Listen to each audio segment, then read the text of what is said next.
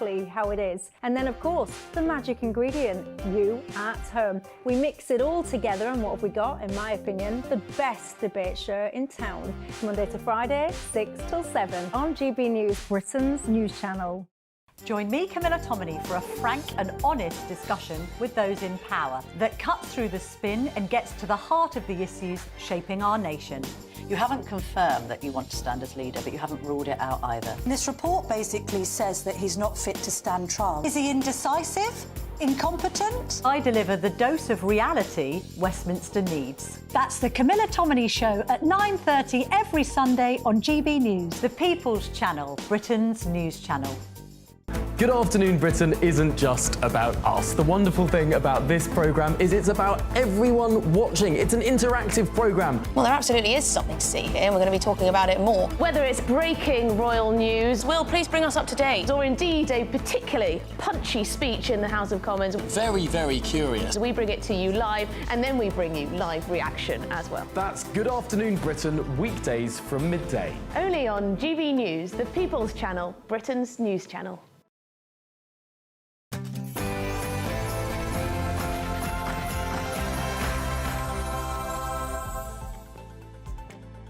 Sunday the 8th of December. Actually, why am I telling you the time? It's a Sunday in December. You don't want to know the time, just chill.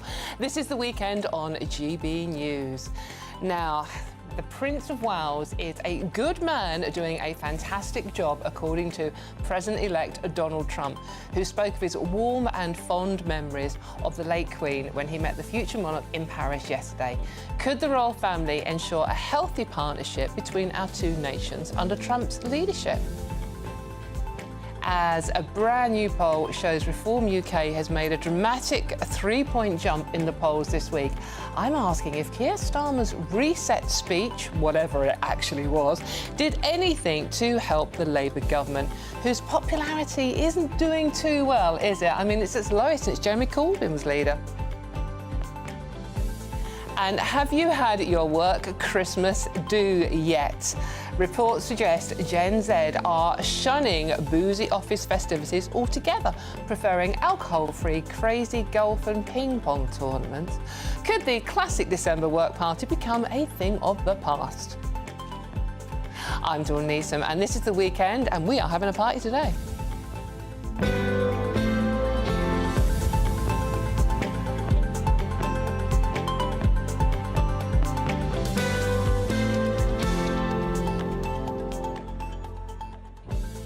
Pleasure of your company yesterday, and I think many of you I did. That weekend thing at the beginning, doesn't it need some tinsel or at least some bells or something? I mean, it's just very relaxing.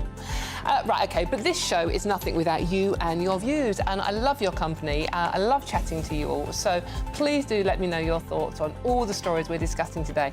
Really, really easy to get involved. Just visit gbnews.com/your-say and join our conversation. I say our conversation because I've got a cracking panel for you today. One of them is already fiddling, honestly. Can't get the staff. Just sit still, young man. Keeping me company on today's show is political commentator and former special advisor, the wonderful Claire Pearce, all looking very festive. And she's brought her old man along. Senior political commentator for GB News, Nigel Nelson. Thank you very much. Whose chair is he's fiddling with his chair already. But before we get stuck into today's stories, here is the news headlines with Sam Francis, who is not fiddling with his chair. Result.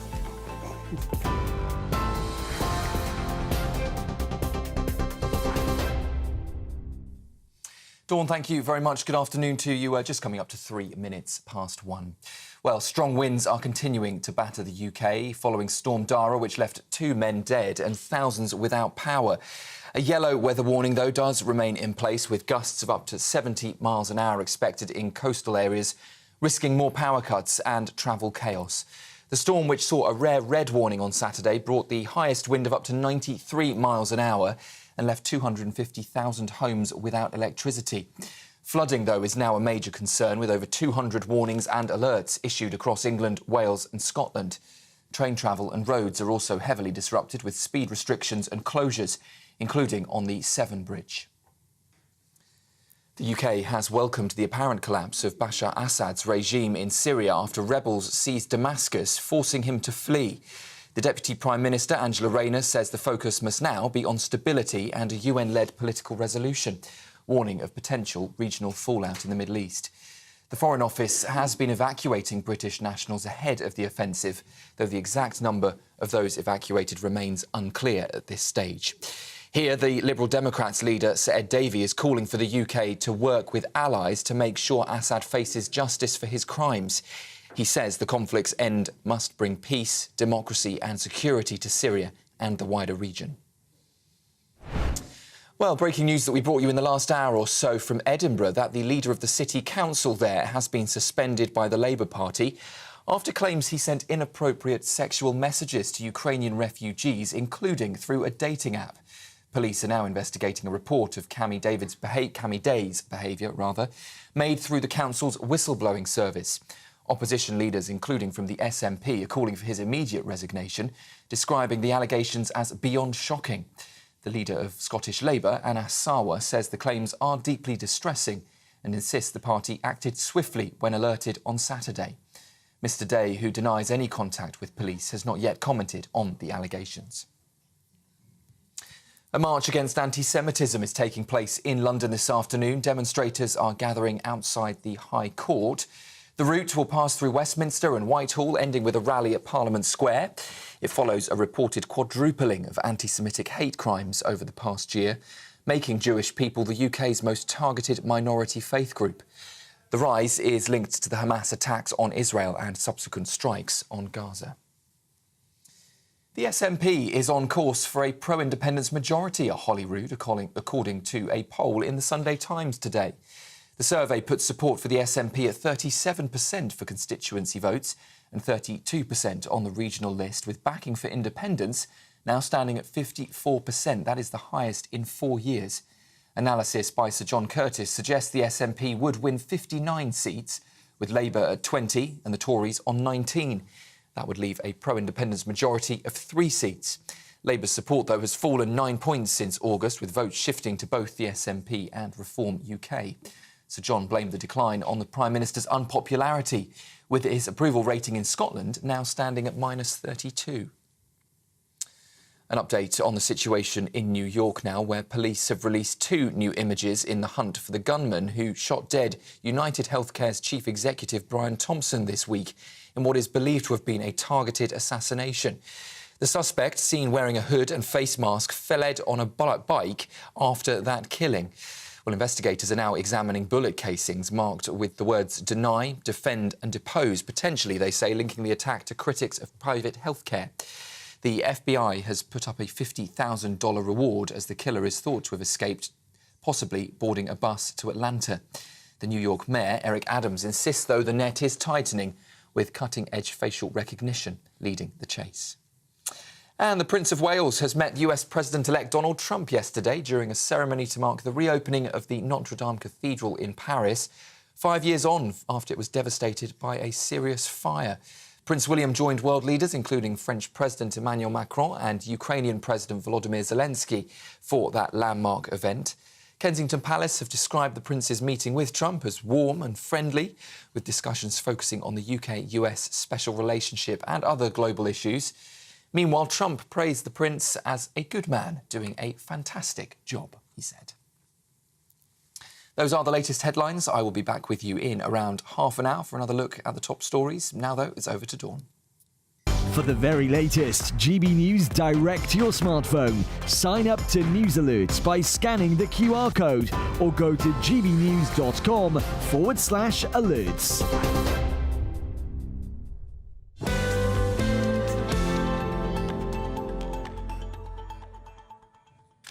Thank you very much, Sam. I'll be back in half an hour. Sounds vaguely like a threat, doesn't it? But he will be back in half an hour. But in the meantime, you've got us lot. And I just want to say hello to our Grumpy Grandad who got in touch. Afternoon, Grumpy.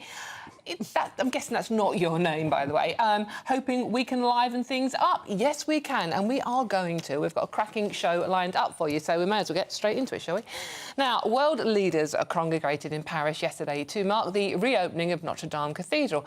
5 years after a fire, those pictures were awful, remember those? Destroyed the building.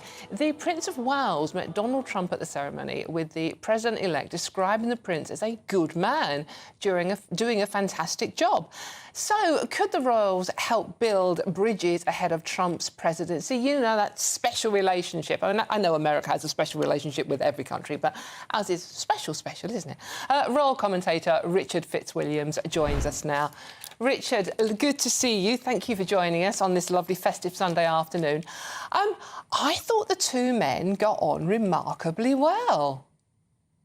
Yes, they did, and that was the impression given. And also, I think that's the impression they wanted to give, and the photographs at the British ambassador's residence afterwards seemed rather pleasant as well. What is so significant, of course, is that the special relationship with the United States is absolutely pivotal to our foreign policy. There's no question that there's nothing as important as this.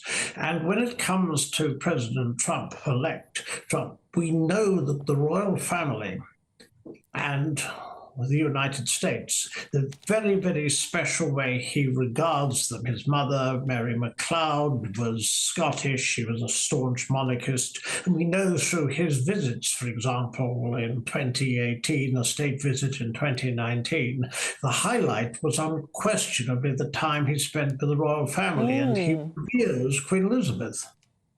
Now, I can never work out, because they seem, you know, Trump and the Queen seem to get on very well, but, I mean, he didn't exactly stick to royal protocol, did he? I mean, sort of walking in front of her, like, literally patting her on the back, etc., etc.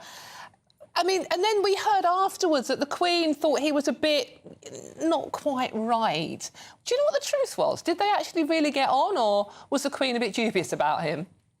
Well, of course, these were reports, you're absolutely right, and regarding when the Queen was with President Trump inspecting the Guard of Honour, and he did tend to wander as though he was on the golf course in front of her and so forth. The point of this, firstly, we don't know what the Queen thought. There are always rumours, gossip. There was, you remember, whilst Queen Elizabeth was alive, the attempts, for example, to get her to say what she thought of Brexit, all of this. We never really discovered. It's rather like wanting to know what the Queen thought of the portraits of her. We don't know. And the important thing was that President Trump thought that she had a wonderful time, and indeed he had a remarkably good time with her.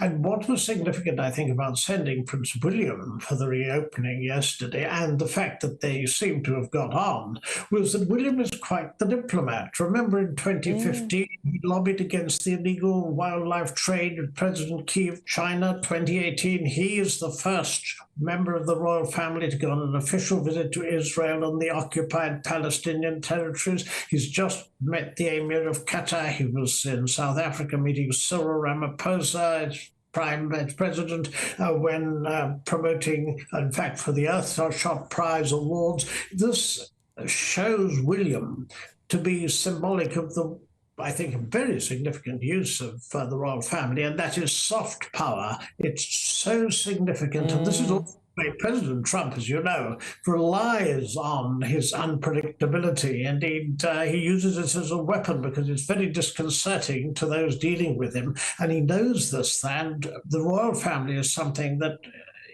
given the fact that we know very well certain members of the current government were not very amiably disposed to the president in past years, the royal family is something he respects, and expect maximum use to be made of this during the Trump presidency, which of course begins next month. Richard, one sneaky final question for you. Obviously, William's little brother Harry is living in America, and Trump has made a few comments about maybe sending Harry back over here. Do you think they got round to having a quick chat about Harry while they were locked together for 40 minutes? I very, very strongly doubt that Harry and Meghan are among the priorities of President Trump. I mean, there's little doubt that everybody knows that they don't get on. We also know that Harry and Meghan very carefully kept out after urging Americans to vote of the last election, which I think was very wise. We know there's an issue, supposedly anyway, with what might or might not be on the application form for Harry in the United States. We may or may not find out what is on it or whether he mentioned that he'd taken drugs on it. But what is essential to bear in mind is that we don't know the answer to this, and the Sussexes will be, I think, a little bit nervous because the Biden administration certainly didn't want this brought up. I suspect the Trump administration won't either, but who knows? Who knows, indeed. Thank you very much, Richard Fitzwilliams, for joining us today. Yes, indeed. Who knows? Let's see.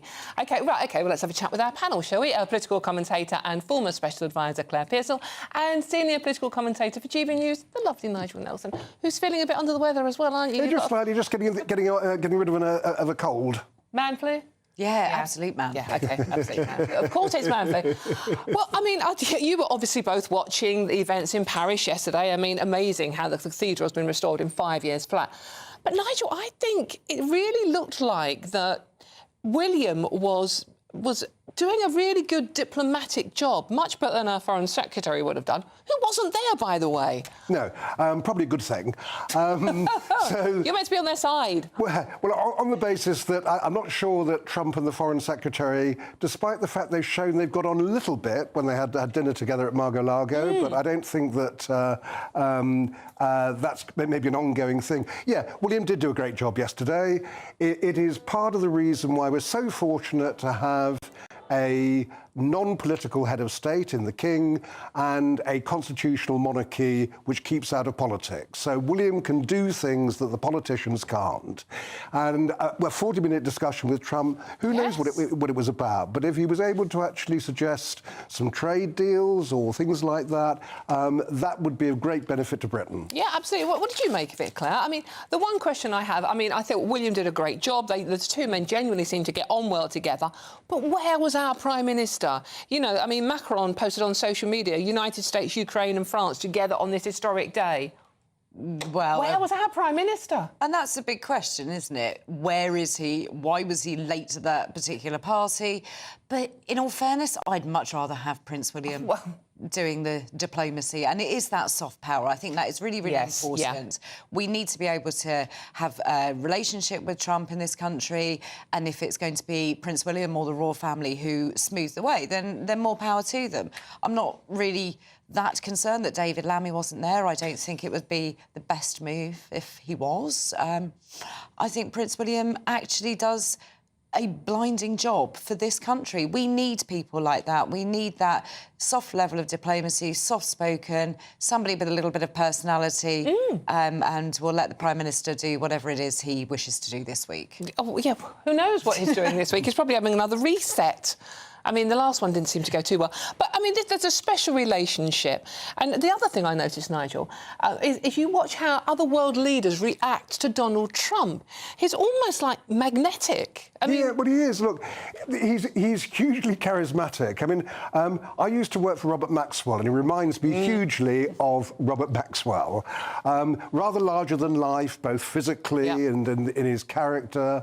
And he becomes quite daunting. So the important thing is that the people who deal with him aren't daunted by him. Now, Prince William is going to be the King of England at some point. It's unlikely he will be. So that's why I think that is the best bet. As far as Keir Starmer being there, no, I tend to agree with Claire. No, he shouldn't have been. If you've got Prince William, why do you need the Prime Minister? That's the whole point of being able to sort of feed out our monarchy to go and do things like that. Just to me personally, when you see that amazing picture, as I said, you know, you had Zelensky there, Macron, who's not having a good time of it, and you know, the president-elect Donald Trump. But no politicians from the UK at all. And I think it's always the conversations that they have in the background. So, yes, you can have the beautiful Notre Dame Cathedral and everybody's celebrating the reopening of that. And Macron did a very good job. Yes. He said 5 years. He delivered in 5 years. Well, how long's HS2 taken us? Well, any decision in this country, to be honest.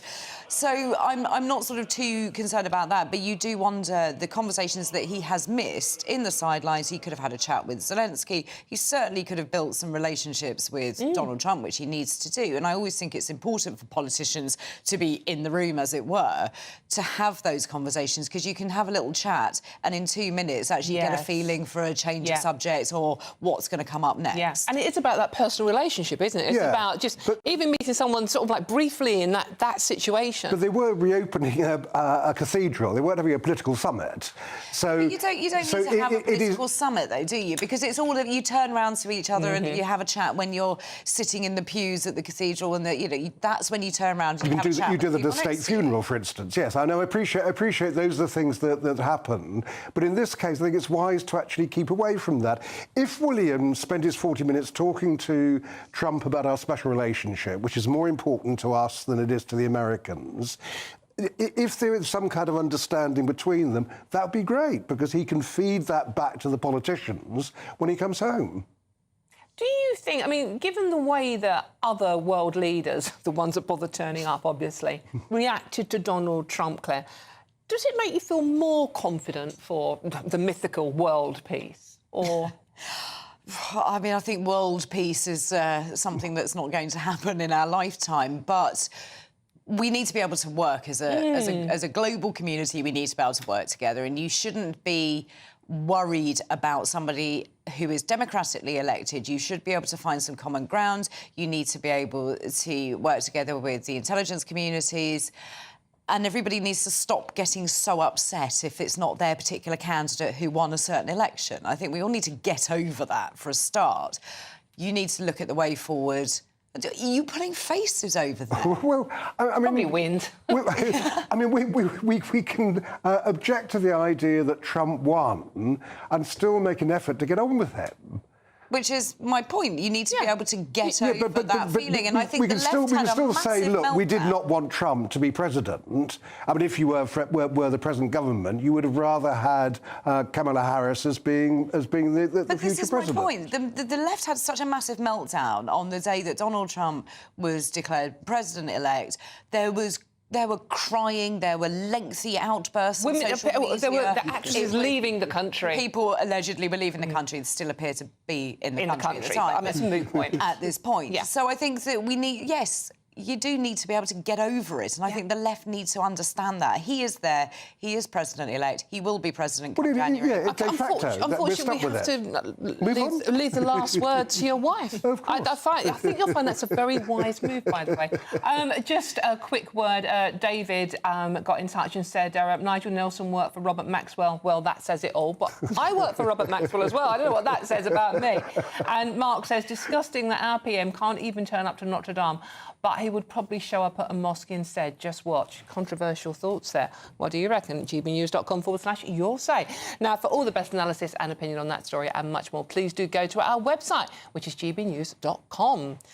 I am Dawn Neeson, and this is GB News, and there is loads more coming up on today's Christmas cracker of a show. A brand new poll shows Reform UK has made a dramatic 3-point jump in the polls. Well, one poll, actually. It comes with rumours that Suella Braverman's husband could be next to join Farage's party. Could the former Home Secretary then follow suit? All of that and much more to come. This is GB News, Britain's news channel. We'll see you soon.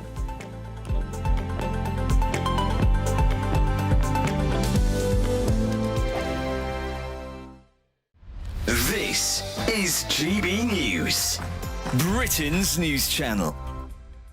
Our next guest has a rather unique career story. She was working at a pub aged 18 and Holly Farmer was spotted by a modelling scout, and it turned out to be her lucky day. Scott Yoz-Clark sent this message to Holly. Holly, 18, 5'10", she does not belong in a pub. And I absolutely love that, Holly, because it's a bit like Dirty Dancing, where it's like, you can't put baby in the corner. Holly does not belong in a pub. You belong on the catwalk. What was that moment like for you when you were scouted by Yoz? It was crazy. I have to say I wasn't expecting it, to be honest. Like, I was just on my lunch break. I was working at a pub, so... yeah, I was on my lunch break walking, going to Primark and... You're going to Primark? Got stopped by yours. And how did that interaction go? Well, first question was, how tall are you? So, 5'10". Very much that. Yeah. Then he gave me his card and asked, like, explained everything. That he's a model scout, obviously. Yeah, because generally when I scout, especially when I get close to that person, I tend to look in their eyes, and when you see something there, it's like everything works on the face, and then the eyes gives you away. Well, you've spotted a gem in Holly. I mean, you can tell even when you walked in, you are built to be a model. I did my first fashion week here in London and then went to Paris, and it was really fun. Wow. Now it's my full-time job. It's a bit crazy, to be honest, to be able to say that modelling is my full-time job now. Some brands will ask you to be a bit more serious, and then others not So it depends on the client's request as well. Ellie, give us your best model face, ready? 3, I wonder if we can come back. 3, 2, 1. Very nice. High fashion. Yeah. But you guys do all, like, contorted moves, don't you? Yeah. Like, all this high fashion. Do yours? I'm just permanently living in model You actually model are, world. though. He actually This does. is it. GB News, the People's Channel. Why go out on a Friday night when Friday night comes straight to your home? Talking about. Join me and my A-team of top pundits. Chemistry tonight is electric. As we tackle the big stories of the day with wit, insight and fearless energy. Man of the people. It's all vibe. Just a filing cabinet on wheels with a tie on. So, order in Friday Night Live with me, Mark Dolan, every Friday at 8, only on GB News, the People's Channel, Britain's news channel. It's Patrick Christie's Tonight, and here we do things differently. It's explaining the absolute madness of this, doesn't it? It's explosive. I mean, this is very good. It's lively. 850. Your government sat there, Sean, and it did nothing. It's controversial. And the Middle East has been in turmoil since before I was born. It's everything you need to kickstart your evening. Everyone's had their Weetabix tonight. I love to see it. That's Patrick Christie's Tonight, weeknights from 9 p.m. Only on GB News, the People's Channel, Britain's news channel.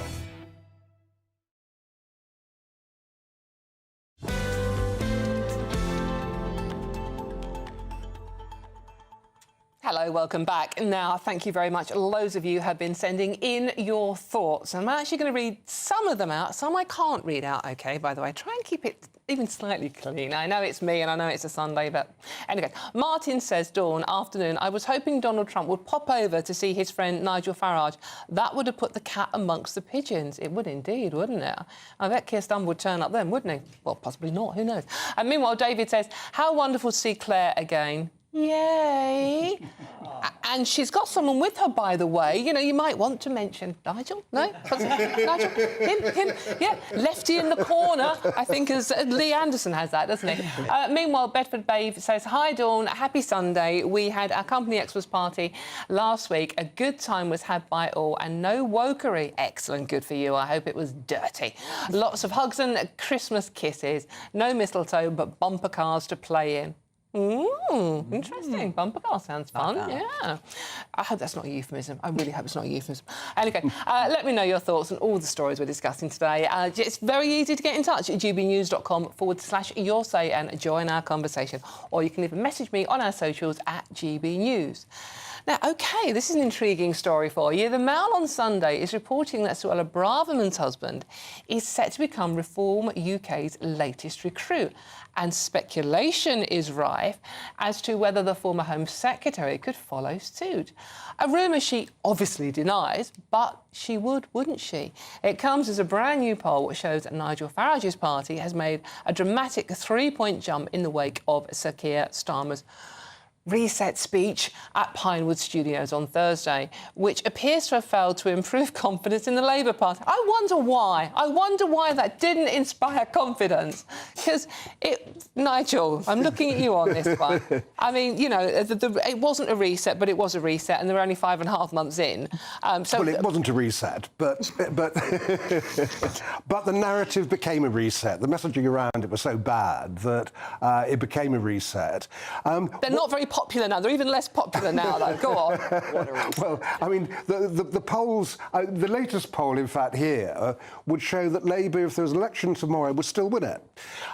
Their majority would shoot down, their overall majority would shoot down to 2 based on this technique poll.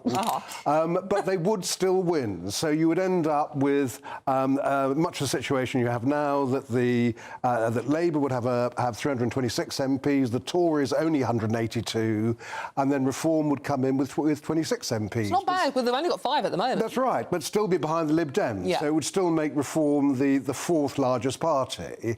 And I think that's the key thing. That the trouble with our first-past-the-post system, or the benefit of it, depending how you think about it, is that it is terribly hard on small parties.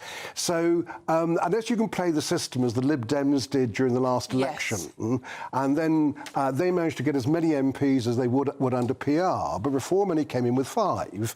What that meant was it took 820,000 votes to get one Reform MP, but only 49,000 votes for one Lib Dem. Yeah, well, absolutely. But this is about Raoul Braverman. Raoul, is that how you pronounce it? Suella's husband, who is widely tipped to be going over Reform. Do you think that's true? I mean, you work over there. Yeah, I mean, I've not heard that. I've been expecting Suella to go over. Yeah.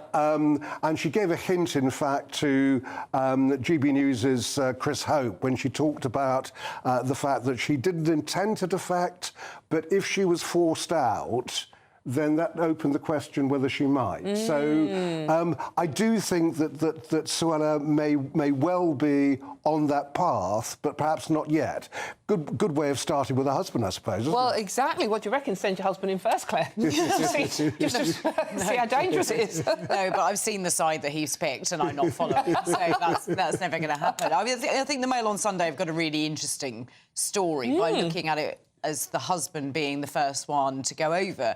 He has a real interest in farming. Their constituency in Fareham has some quite rural areas, and it looks that Reform would need a little bit more assistance on that side to get the farmers over, to bolster up that kind of message. So you kind of think, yes, I think that next week we will see an announcement. Whether it's 1 or 2 people remains to be seen. I suspect fully that she will at some point go over. I know the Mail are saying 18 months. I think sooner than that. Do you think it'd be a wise move for her?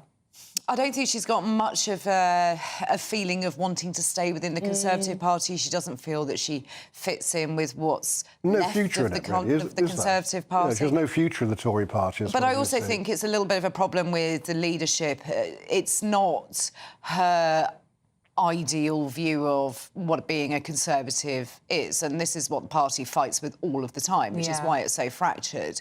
I don't think that she's particularly got a place in it. She feels a little bit cast out, and her views do align quite well with those of Reform. So I think it would be a huge coup for Reform to take somebody like her, and also as a female, because they do have a little bit of a woman problem. They do have a bit of a Pall Mall style problem. I mean, the 5 MPs are white men of a certain age. Yeah, I mean, there's nothing wrong with white men of a certain age, Nigel. But I mean, but you don't want too many of them in one place.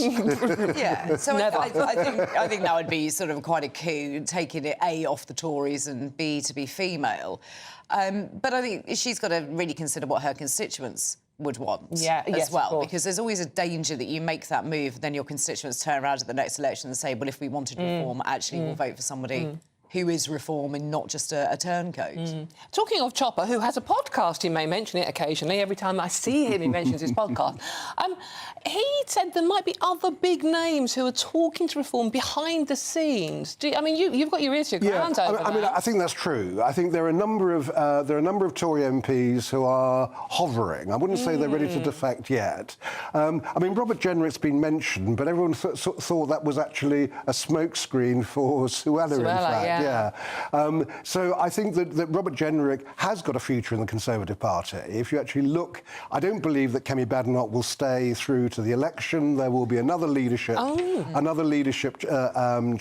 and on the basis of that, somebody like him, James Cleverly, would have a chance of doing that. But yes, there are certainly MPs, some of the newer ones as well, who are thinking, maybe I made a bit of a mistake here, maybe Reform is the way to go.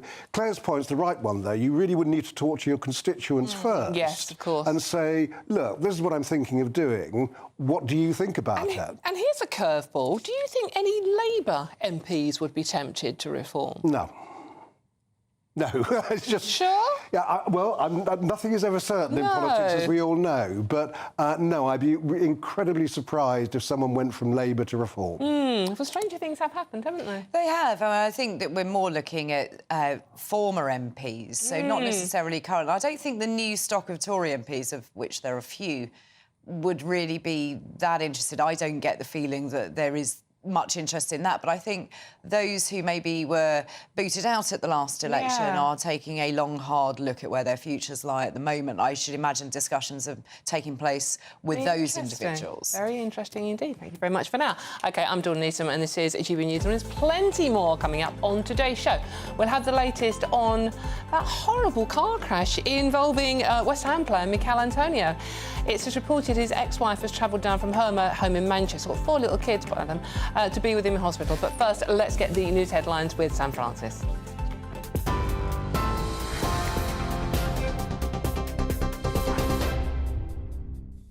Very good afternoon to you. It is just after 1:30 here and 4:30 in Syria, where people are now emptying the streets as rebel forces have imposed a curfew in Damascus after they took control of the capital, marking a dramatic end to Bashar al-Assad's regime, forcing him to flee.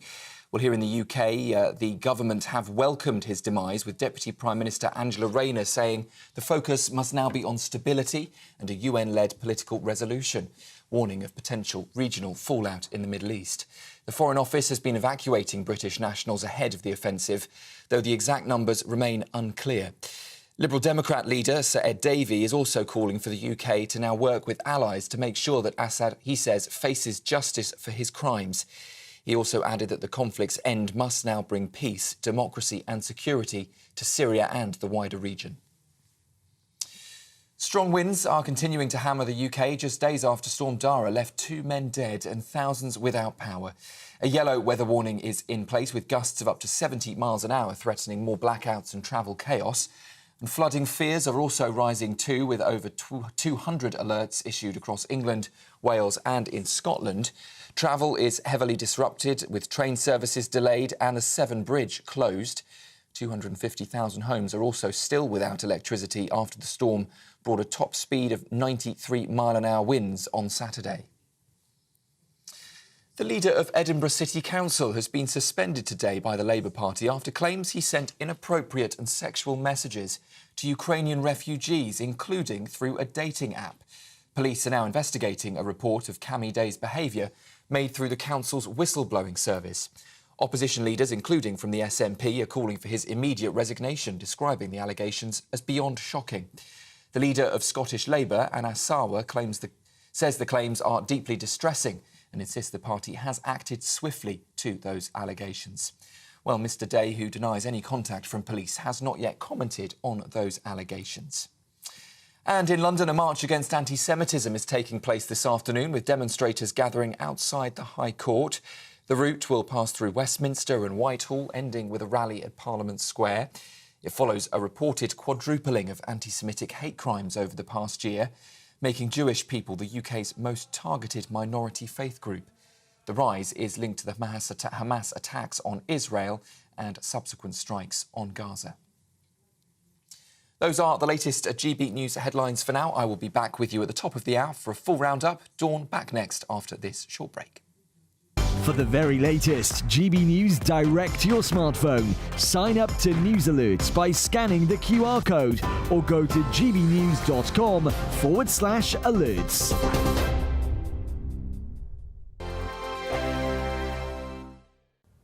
Hello, welcome to a GB News weather update from the Met Office. Storm Dara will be clearing its way southeastwards, with the winds slowly easing before higher pressure builds as we start the new week. So this is Storm Dara clearing its way southeastwards, but you can see still we hold on to a real squeeze in the isobars, indicating a very windy day to come. There is a yellow weather warning in force for winds, gusts 45 miles per hour, perhaps 60 along the exposed coast. And it's a damp day across eastern parts with outbreaks of rain. Could turn quite heavy at times. Further towards the west slow, though, that's where we'll see some sunny spells developing, but a cold feeling day for all of us, especially when exposed to that northeasterly wind. So as we go through Sunday evening and into the overnight period, clear skies are further towards the west of Scotland. There will be a few showers around across the south and east. Across Northern Ireland, temperatures will quickly fall away underneath the clear skies and the lighter winds. But further towards the east, especially across central parts of England and towards the southeast, a damp evening to come with outbreaks of rain that could be on the heavy side. So as we go through Sunday evening and overnight, clouds spilling further towards the southwest with showers, especially across the southeast. But for most of us, actually, it will be a largely drier night with clear skies, especially across Northern Ireland and Scotland. And here temperatures quickly falling away, so we'll wake up to a touch of frost on Monday morning, further towards the south, lows of 6 or 7. So as we start Monday, the winds will be easing, still quite brisk though, especially across the south. Many places seeing a drier picture. There'll still be a few patches of rain here and there, but plenty of sunshine across Northern Ireland and Scotland too. Here, still a cold feeling day, but further towards the south, highs of 8 or 9 degrees. Bye-bye. Join me, Nana Akwe, for an informative, interactive news programme with a difference. It's fun. No, he didn't say that, Dave. I'm so surprised. I think there's an element of truth to that. Join me from 3 p.m. every weekend, only on GB News, Britain's news channel. This is Britain's Newsroom, where your voice matters. It's just astonishing. With expert analysis and honest opinion, we don't just keep you informed. We bring you unique perspectives you won't see anywhere else. Can't argue with any of that. When the news happens, it happens here. On Britain's Newsroom, weekdays from 9:30 a.m. Only on GB News.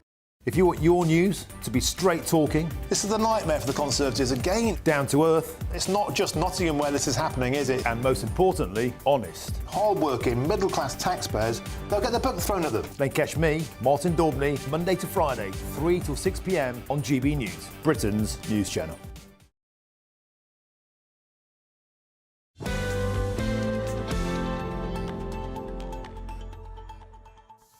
Hello and welcome back to The Weekend with me, Dawn Neeson. Thank you for your company this Sunday. I hope you're having a wonderful Sunday afternoon out there. It's been reported Michael Antonio's ex-wife rushed down from Manchester to be by his hospital bedside in London following that horrific car crash yesterday. I don't know if you've seen the pictures. They're certainly on the front page of The Sun today. I can hold it up there. Can you see it? No, up to you. You're still looking at Michael playing football. But that is the state of Michael's Ferrari after it hit a tree in Epping Forest in Essex yesterday. Horror crash. How anyone walked away, I don't know, which is why it's being described as a miracle. West Ham confirmed a 34-year-old has been involved in that collision, and firefighters fought for 45 minutes to free him from the Ferrari. He was airlifted to hospital and remains in a stable condition, thankfully conscious and talking. So joining me now to bring us up to date on Antonio's situation and what's happening is sports broadcaster Aidan McGee. You can see him there. Aidan, I literally walked in from work yesterday to hear this story breaking. Obviously, I'm a West Ham fan. I'm sort of not friends with Mikel, but I mean, obviously he's one of my favourite players. He's a good lad. This is just horrible. How did he walk away from that crash? Well, you know what, Dawn? You and I were talking yesterday at 12:45. I think the accident must have happened just minutes after that, because it was around about 1 o'clock, and then it came to light probably mid-afternoon, early evening time. West Ham put that statement out. Rumours were already abound because people were at the scene taking photos, and you saw the wreckage of the car. Look, my understanding is that when a car's that badly smashed, sometimes the damage isn't quite as bad to the person as you might think, because it looks on the face of it as if the car has absorbed most of the impacts. And I think back to Chris Coleman back in 2001, what looked like a similar smash to him. It did end his career, but crucially, his life was preserved and intact. So we're just hoping that that's the situation with Michael Antonio. I actually was at West Ham the day he signed for the club back in 2015, and the fans were so underwhelmed when he joined, because he had this kind of nomadic existence through a few clubs in the Championship, hadn't he? And he'd been on, I think he started non-league. And he's a trier. He's somebody who really made the best of his career. He's had some notable landmarks at the club. I think he scored the first goal at London Stadium against Bournemouth back in August 2016. He scored the first goal in the first away team to win at the new White Hart Lane, the new Tottenham Hotspur Stadium back in 2019. And of course, a European trophy winner, having won the Europa Conference League in 2023. And also, as you can see in the picture there, for the benefit of our radio listeners, he has represented England as well. Pound for pound, I don't know whether you agree with me here, but I can't think of too many better signings for West Ham over the last 10 years. So with the news that he is stable, he's communicative, he's in hospital, West Ham have asked that his privacy and the privacy of his family is respected. We really hope that he can add to that impressive tally of appearances, which in all competitions is above 300. He scored 83 goals as well So, I mean, he came on as a 62nd minute substitute against Leicester on Tuesday. So he's very much part of the current manager's plans. If they're going to get out of trouble, he was going to be part of that. Yeah. Really, really hope. And I'm talking about hoping against hope here that he can be restored to the first team in due course, but it looks like he's got some obstacles to surmount before We then. do hope so. I mean, thankfully, he is conscious and he is talking, and his former wife, Debbie, is by his side. But they've got 4 little children as well. I think the youngest is only about 3 or 4 years old. So it's going to be horrible times for the whole family, obviously, really hoping that Antonio, or Mikel, pulls through. The one thing I want to talk to you about, Aidan, now, I was reading a bit about Mikel and football recently, and he's been struggling to cope with obviously going through his divorce, but also struggling to cope with playing football. And it's when something like this happens to a footballer, because, you know, you and I as fans, it's like, oh, footballer, you know, you're rubbish, score a goal, da, da, da. But it does affect them. And Mikel was saying that he's been having to have therapy for kind of falling out of love with football at the moment. Obviously, it's the pressure of going through his divorce. But it's so easy to forget that the people we shout at on a weekly basis on the pitch are actually human beings as well. And it takes something like this to make us realise that.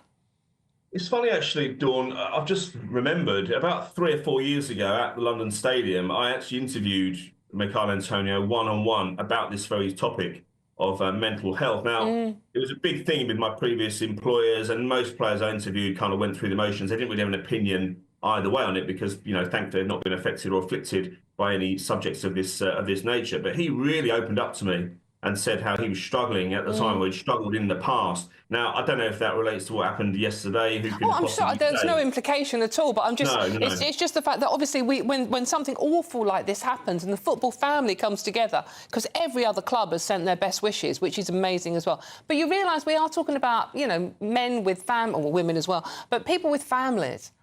Do you know what the interesting thing he said to me was that day, Dawn, and it was something I've used in my own commentary, my own analysis in the years since. He said that with all the players or the ex-players who criticise the current generation for whatever it might be, you know, it might be matters on the pitch or off the pitch, he said that the former players, the ones who played probably 10, 12, 13 years ago, will probably never know what it's like to be in the maelstrom and right in the face, front and centre of a social media backlash, because it didn't really exist back in the 2000s, and certainly not in the 90s. And he's been a victim of that at times. I mean, I remember times at West Ham when fans have been on his back, even when those form has been relatively good. But he's always turned it round. He's always got in the side. And you know what? How many strikers have West Ham brought in as Antonio's replacement? And yet he still outlasts them all, doesn't he? Yes, absolutely. Well, he's West Ham's all-time Premier League top goal scorer, having netted 68 times in the top flight. And as I said, he used to be a neighbour of mine, and, you know, you never saw him without a smile on his face. So, you know, but thoughts with our Mikel's family, ex-wife and the 4 little ones, and let's all pray for a swift and hopefully full recovery back to football. Aidan, thank you very much for joining us. Thank you very much. OK, I'm Dawn Neeson, and this is GB News, and there's loads more coming up on today's show. A grim study has revealed that over 1 million older people, I can't believe this story, over 1 million older people are skipping meals due to financial concerns over the decision, yeah, you've guessed it, to slash winter fuel payments. All of that and much more to come. This is GB News, Britain's news channel. We'll see you soon. This is GB News, Britain's news channel. 3 incredible young people from Essex are planning to become the youngest people ever to row, not sail, row, across the Atlantic Ocean. That's about for 3,000 miles? It is. Give or take. Almost exactly that, Sam. The 3 flying fish, so-called, consists of Anna, Dunk, Harry, Alan and Rowan Daly, who are preparing to row that 3,000 miles across the Atlantic. It would be the 2nd largest ocean in the world. And the trio are aiming to do that challenge in support of the Teenage Cancer Trust. Well, I'm very pleased to say that Anna and Harry from the Flying Fish join us now. Very good morning to both of you. Good morning. I think the 2 of you are bonkers, but brilliant. Absolutely incredible what you're doing to raise money for Teenage Cancer Trust. Why did you want to do this? So, our third person, Rowan, his friend actually died. So when he was in secondary school, I believe, one of his peers passed away, and Teenage Cancer Trust supported them and their family a lot. So it was definitely the right charity. Yeah, it was. Absolutely awful. So you wanted to do something to raise money for teenage cancer. Why rowing? So my dad did it in 2021. The trip, the Atlantic trip? Yeah, he rode it as a pair. Where we live in Essex, they actually build the boats there. So we used to cycle round there past the boatyard, and he got interested and actually did it. He was the first year after COVID. And one night, we all met in the Air Cadets, so one night after Air Cadets, Rowan actually dropped me off home and the boat was outside. We were obviously waiting to get it sold. And I think he was asking some questions and we stood there at my porch and went, Rowan said, I reckon we could do that. And I was like, yeah, I reckon we could. And then we brought Harry on board, and that's kind of how it all came together. If people are watching and they want to support you, do you have a Yeah, we've got GoFundMe page social yet? media platforms at Right. The Free Flying Fish. That's Facebook, Instagram and TikTok, and our GoFundMe links in all of the bios on there. Fantastic. GB News, the People's Channel. Nightmare commute? Kick it up a gear with GB News Radio. You can listen online and on DAB+ and on the GB News app. We're also on TuneIn and the Radio Player apps. From the school run to rush hour, get revved up with GB News Radio. We are the People's Channel, Britain's news channel. We're proud to be GB News, the People's Channel. And as you know, we always love to hear your views. Now, there's a new way of getting in touch with us at gbnews.com/yoursay. By commenting, you can be part of a live conversation and join our GB News community. You can even talk to me, Bev Turner, or any of the members of the GB News family. In the GB newsroom, we bring you the news as it happens. With our team of dedicated journalists across the UK, we're ready to keep you up to date with what's happening every half an hour, every single day. Bulletins here on GB News, the People's Channel, Britain's news channel.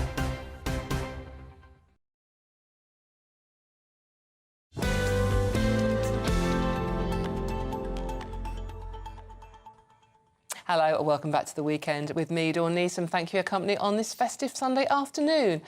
Now, this is going to get you angry, because it's going to get me angry all the time. The government's decision to cut winter fuel payments has sparked renewed controversy as a study reveals that over 1 million older people are skipping meals due to financial concerns. Many are also reducing their heating, raising concerns about the impact on the NHS. Additionally, a surge in pension credit applications, which allows people to access winter fuel payments as well as other benefits, has led to delays of up to 12 weeks for some recipients, as Whitehall struggles to handle the volume of claims. So this means that basically, even if you have managed to work your way through that form, and believe me, it is like 200 odd questions that no one knows the answer to. I tried it for my mum. I lost the will to live. She's in the mid-80s. She's got no chance. So even if people do wade their way through the form and fill it in and are accepted, and by the way, 800,000 of you are still entitled to it, you're not going to get your money until the spring, by which point you're probably frozen to death in your own home, in any case. Not that I'm biased on this one, Nigel Nelson, and Claire Pearsall is also with me, but I am going to come to you first again. No offence, Claire, but the Labour Party do seem to have a problem with this particular what's the word, policy they've brought in, and older people. Well, I mean, I think that what they should have done is that they should have allowed the winter fuel allowance to stay and then rolled it into the state pension so it could be taxed. That means that richer pensioners would not have been able to get it because it would disappear in tax. It wouldn't have raised the 1.8 billion that Rachel Reeves needed, but it would have raised some money, and I think that would have been a fairer way of doing it. Yeah, I mean, everyone's scrabbling now, well, not everyone, because not a lot of people still don't apply, but scrabbling for the pension credit so they qualify. The idea that they can't process it for 3 months, now, I mean, that's appalling, because obviously the crisis is over when the buds come out in springtime. Yeah, I have here the pension credit application form. There you go. I actually printed it out. I lost the will to live on, I think, halfway through. I think question 153, I think I actually lost the will to live, and then it went on for another... What's the final question? 200 and... Where are we? 243 questions you have to answer, and then you've got to sign it as well. Madness. You try and get someone in the mid-80s doing that. Bad enough for me. I'm not suggesting you're in your mid-80s, Claire, but... Not yet. The fact now that older people are terrified to put the heating on and skipping meals, many of them in poor health as it is. And I think this is inevitable. When you're talking about vulnerable people, cold weather, you need to make sure that these people are in places with adequate heating. You need to make sure they're getting a nutritious, warm meal to keep their body temperature up. And if they are concerned at any point that they can't put their cooker on or they can't put their heating on, what a land we live in. And I hope the Labour Party is absolutely ashamed of itself. These are the most vulnerable people. And we're not talking about millionaires. And I think that we could all understand that the millionaires do not require £200 or £300 worth of winter fuel allowance. But somebody earning £13,000, which is their pension, their entire income, is considered rich, I think is frankly abhorrent. I really do. They haven't thought this through. They are not going to raise the money. And the fact is they were encouraging people to claim pension credit and then they don't have the people to claim the forms. So 12 weeks minimum for some people to be able to get that claim through takes them into the spring. Well, what are they supposed to do this winter? We already know it's been cold and it is only early December. Where would you take the money from? The money that she needed to raise? Where else should it A lot of people are suggesting foreign aid would be a good start. Not giving inflation-busting pay rises to the unions. But I have to go on that bombshell. 900,000 pensioners with long-term conditions are worried about getting into debt. Good luck out there. In any case, we have to take a quick break now for the news, but we'll see you very soon. So the weather is important, as we've just been discussing. Here's Catherine.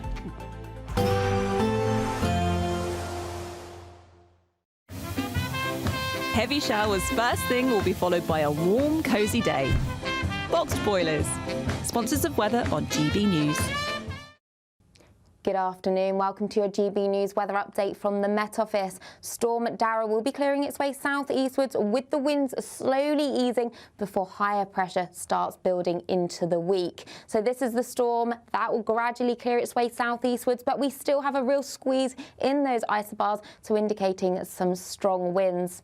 So through this evening, it's going to be a damp evening across the central parts of England and the southeast with outbreaks of rain. Further towards the north, though, across Northern Ireland and Scotland, here we'll hold on to the clearest skies, and that will allow temperatures to fall underneath the light winds. So here we could wake up to a touch of frost. Further towards the south, still breezy, especially across the English Channel, with lows around 6 or 7 degrees.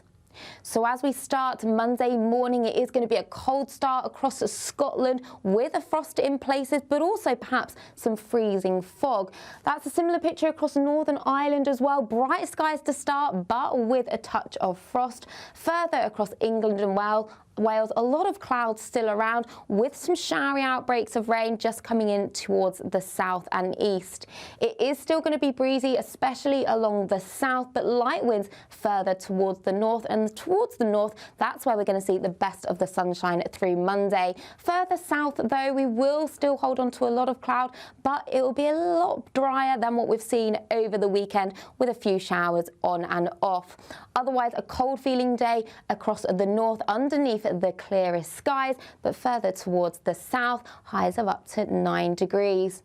So as we go through Monday evening, a lot of clouds still focus across much of England and Wales, with some outbreaks of showery rain, but clearest skies further towards the north with a dip in temperatures. But we hold on to higher pressure as we go through the week, but it is still going to be quite cloudy at times. Bye-bye. Expect a warm front, moving from the kitchen right through to the rest of the house.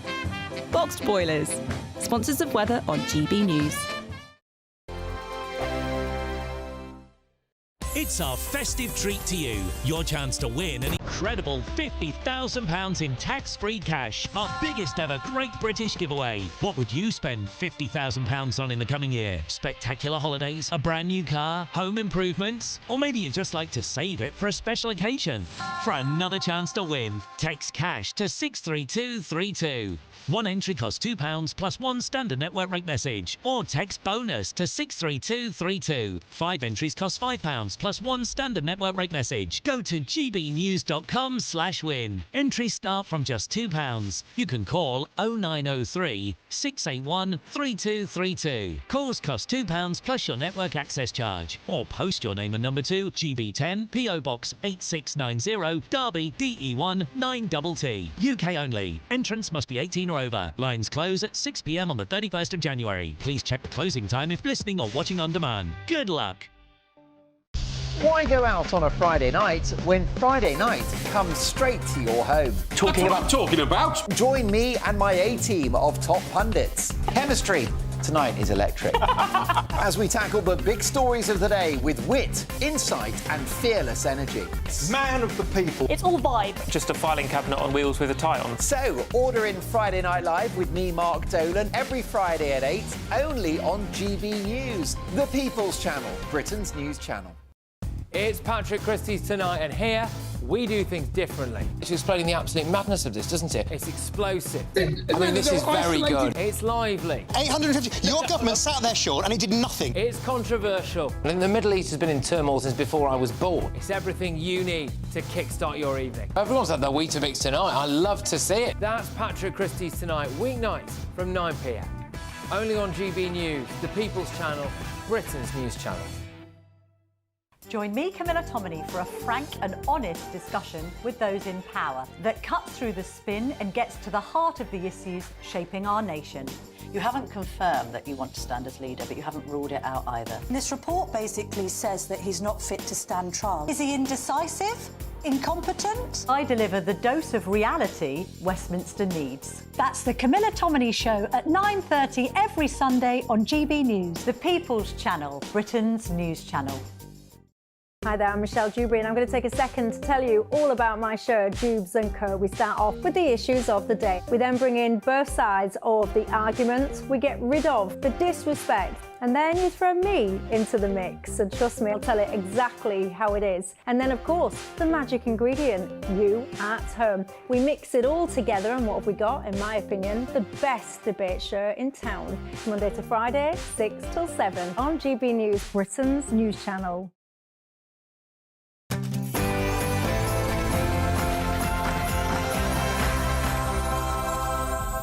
I do love the snowflakes on that. It's so lovely, isn't it? Welcome back. It's Sunday, the 8th of December already. Oh my gosh. And it's 2 o'clock in the afternoon. Not that you need to know the time. It's a Sunday afternoon. What are you doing watching the clock? Watch the telly, put your feet up. Have a cheeky mulled wine if you want. It's nearly Christmas. And this is the weekend on GB News. Thank you for joining me. OK, now the big story today, the Prince of Wales is a good man doing a fantastic job, according to President-elect Donald Trump, who spoke of his warm and fond memories of the late Queen when he met the future monarch in Paris yesterday. Could the royal family ensure a healthy partnership between our two nations under Trump's leadership? And as a brand new poll shows, Reform UK has made a dramatic 3-point jump in the polls this week. I'm asking if Keir Starmer's reset speech did reset anything, indeed, to help the Labour government, whose popularity, it has to be said, is the lowest level since Jeremy Corbyn was leader. And the aftermath of Storm Dara, as more than 250,000 people are left without power across England, Scotland and Wales, with winds reaching a whopping 96 miles an hour in some places. What was it like in your area? We want to know. I'm Dawn Neeson, and this is The Weekend.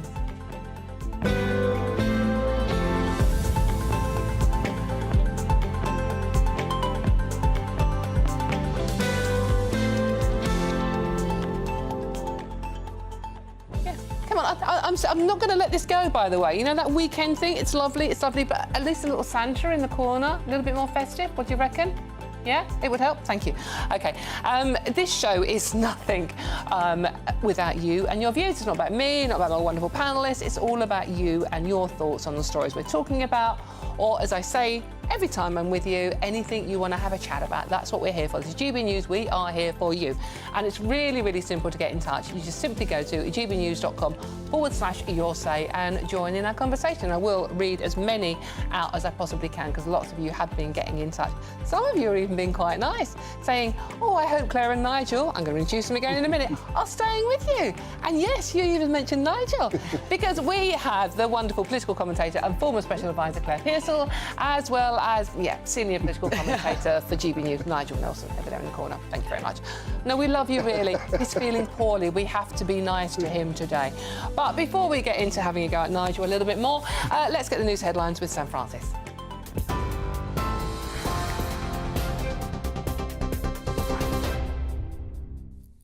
Dawn, thank you, and good afternoon to you. Fast approaching 3 minutes past 2. The top story this hour. Well, in Syria, people are emptying the streets as rebel forces have imposed a curfew in Damascus after taking control of the capital, marking a dramatic end to Assad's regime and forcing him to flee. Here, meanwhile, the Deputy Prime Minister Angela Rayner says the focus must now be on stability and a UN-led political resolution, warning of potential regional fallout. The Foreign Office has said it was evacuating British nationals ahead of the offensive, though exact numbers aren't at this stage clear. Leader of the Liberal Democrats, Ed Davey, is also calling for the UK to now work with allies to make sure that Assad faces justice for his crimes, and says the conflict's end must bring peace, democracy and security to Syria and the wider region.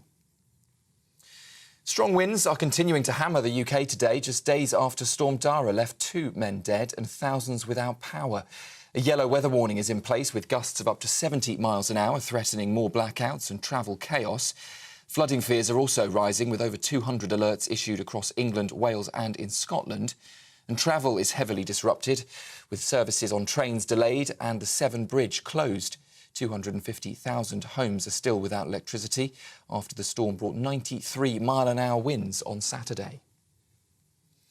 The leader of Edinburgh City Council has been suspended by the Labour Party today after claims he sent inappropriate sexual messages to Ukrainian refugees, including through a dating app. Police are now investigating a report of Cammy Day's behaviour, made through the council's whistleblowing service. Opposition leaders, including from the SNP, are calling for his immediate resignation, describing the allegations as beyond shocking. The leader of Scottish Labour, Anna Sarwar, says the claims are deeply distressing, but insists the party acted swiftly when alerted on Saturday. Well, Mr Day, who denies any contact from police so far, has not commented on the allegations. A march against anti-Semitism is taking place in London this afternoon, with demonstrators gathering outside the High Court. The route will pass through Westminster and Whitehall, ending with a rally at Parliament Square. It follows a reported quadrupling of anti-Semitic hate crimes over the past year, making Jewish people the UK's most targeted minority faith group. The rise is linked to the Hamas attacks on Israel in October and subsequent strikes on Gaza. The SNP is on course for a pro-independence majority at Holyrood, according to a poll in the Sunday Times today.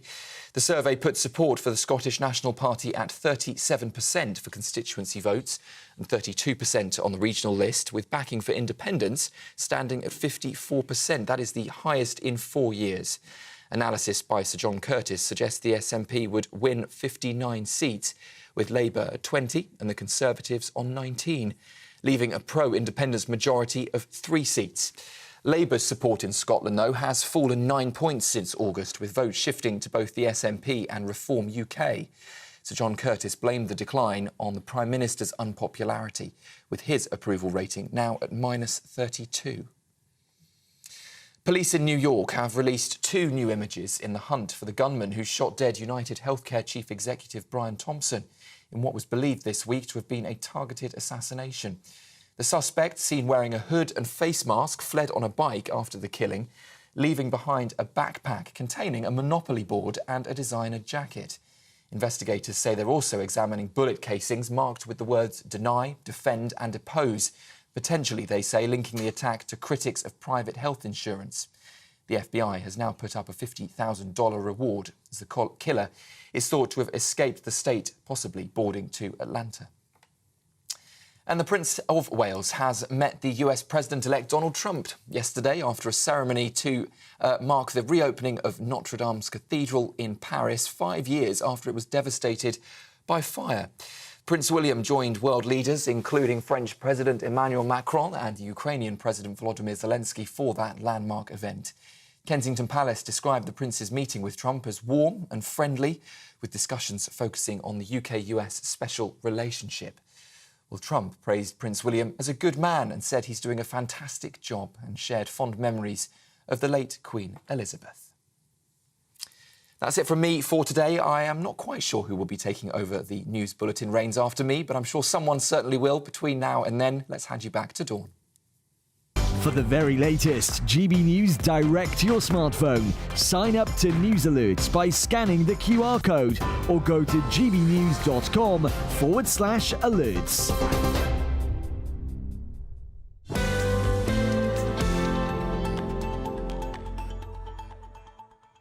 Thank you, Sam. I think you should stay, don't you? Let's start a campaign. Save Sam. Keep him in the studio. He doesn't need any time off. Right, we have been chatting, welcome back, by the way. We have been chatting about a new research from Age Concern about how 1 million older people are now skipping meals due to that winter fuel allowance. I just want to read a couple of your messages out because it's such an important subject.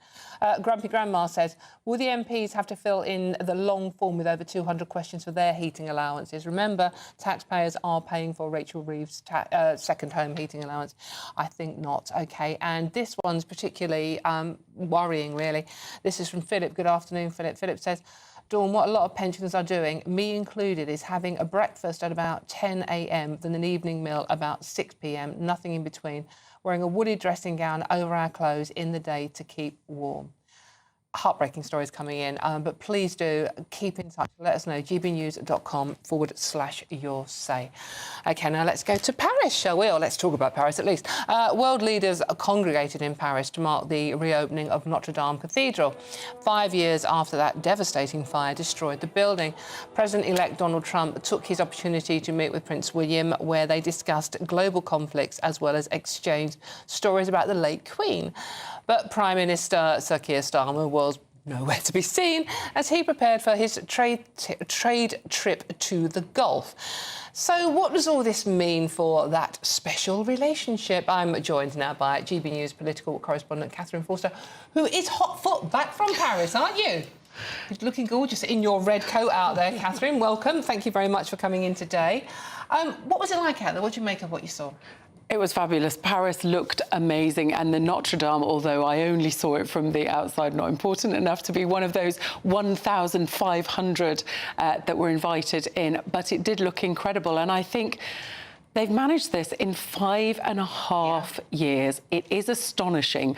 The whole medieval roof had to be replaced. They had 2,000 builders, craftspeople, and it looks better than it ever did, or we've ever seen it, because it's all been clean. The stone looked almost white, incredible. And it just made me think, 5.5 years to achieve that, and Macron has rightly held it aloft as sort of an example of what they can do and when they can be brilliant. He's having a bit of a torrid time, to be fair, isn't it? Yeah, we'll come to that. But we look at HS2, just to give you one example. Yes.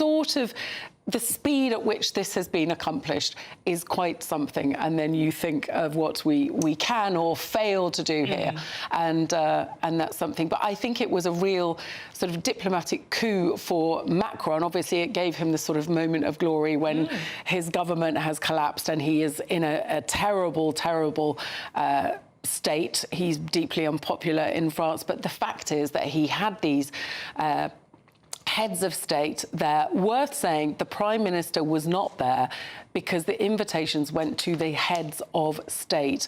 The Prime Minister is not our head of state. The King is our head of state, because obviously he's been unwell this year. They sent William in his place. So that is why the Prime Minister wasn't there. There were royals from various countries, presidents and so on and so forth. But Macron managed to get together Trump and Zelensky. We knew that he was going to be meeting, we thought, with one and then the other.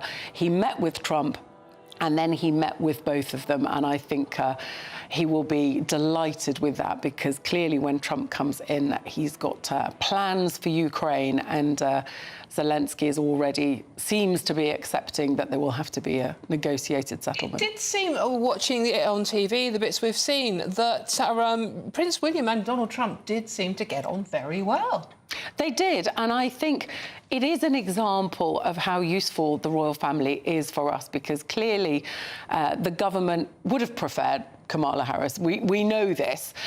Many of the current administration have made pretty colourful comments about Donald Trump in the past, but Donald Trump is a huge admirer, first of all, of our late Queen, and also of Britain. So the fact that he had this 40-minute meeting at the ambassador's residence with William, I think stands us in really good stead. They obviously got on well. I think Trump will have loved talking to the late Queen's grandson, the King, as will be. And Trump is always the biggest star, isn't he? But that state visit back in 2019, he was sort of in awe of the Queen a bit, wasn't he? Yeah, and, But that was the other thing I thought, you know, all the pictures we've seen where Trump is in them, all the other world leaders, be they royal or political leaders, were almost like in awe of him. I mean, the way some of them were looking at him, it's like he's got this huge personality, and he seems to attract respect, even if you disagree with him politically. Yeah, and yet in the cathedral there was applause for Zelensky. Not the same sort of response for Trump, because Europe is very worried about what it means for security, what it means for Ukraine. Trump has been very outspoken for a long time about the fact that a lot of European countries have not paid their way in terms of percentage of defence spending as they're supposed to within NATO. Very outspoken about that. So this is going to be difficult for Europe, and of course he's promising to bring in tariffs, and if he does follow through on that, that will obviously be bad for our economies. So certainly in our interest to take advantage of his fondness for the royal family. Yeah, no, absolutely. And as I said, William, I do think did a very good job.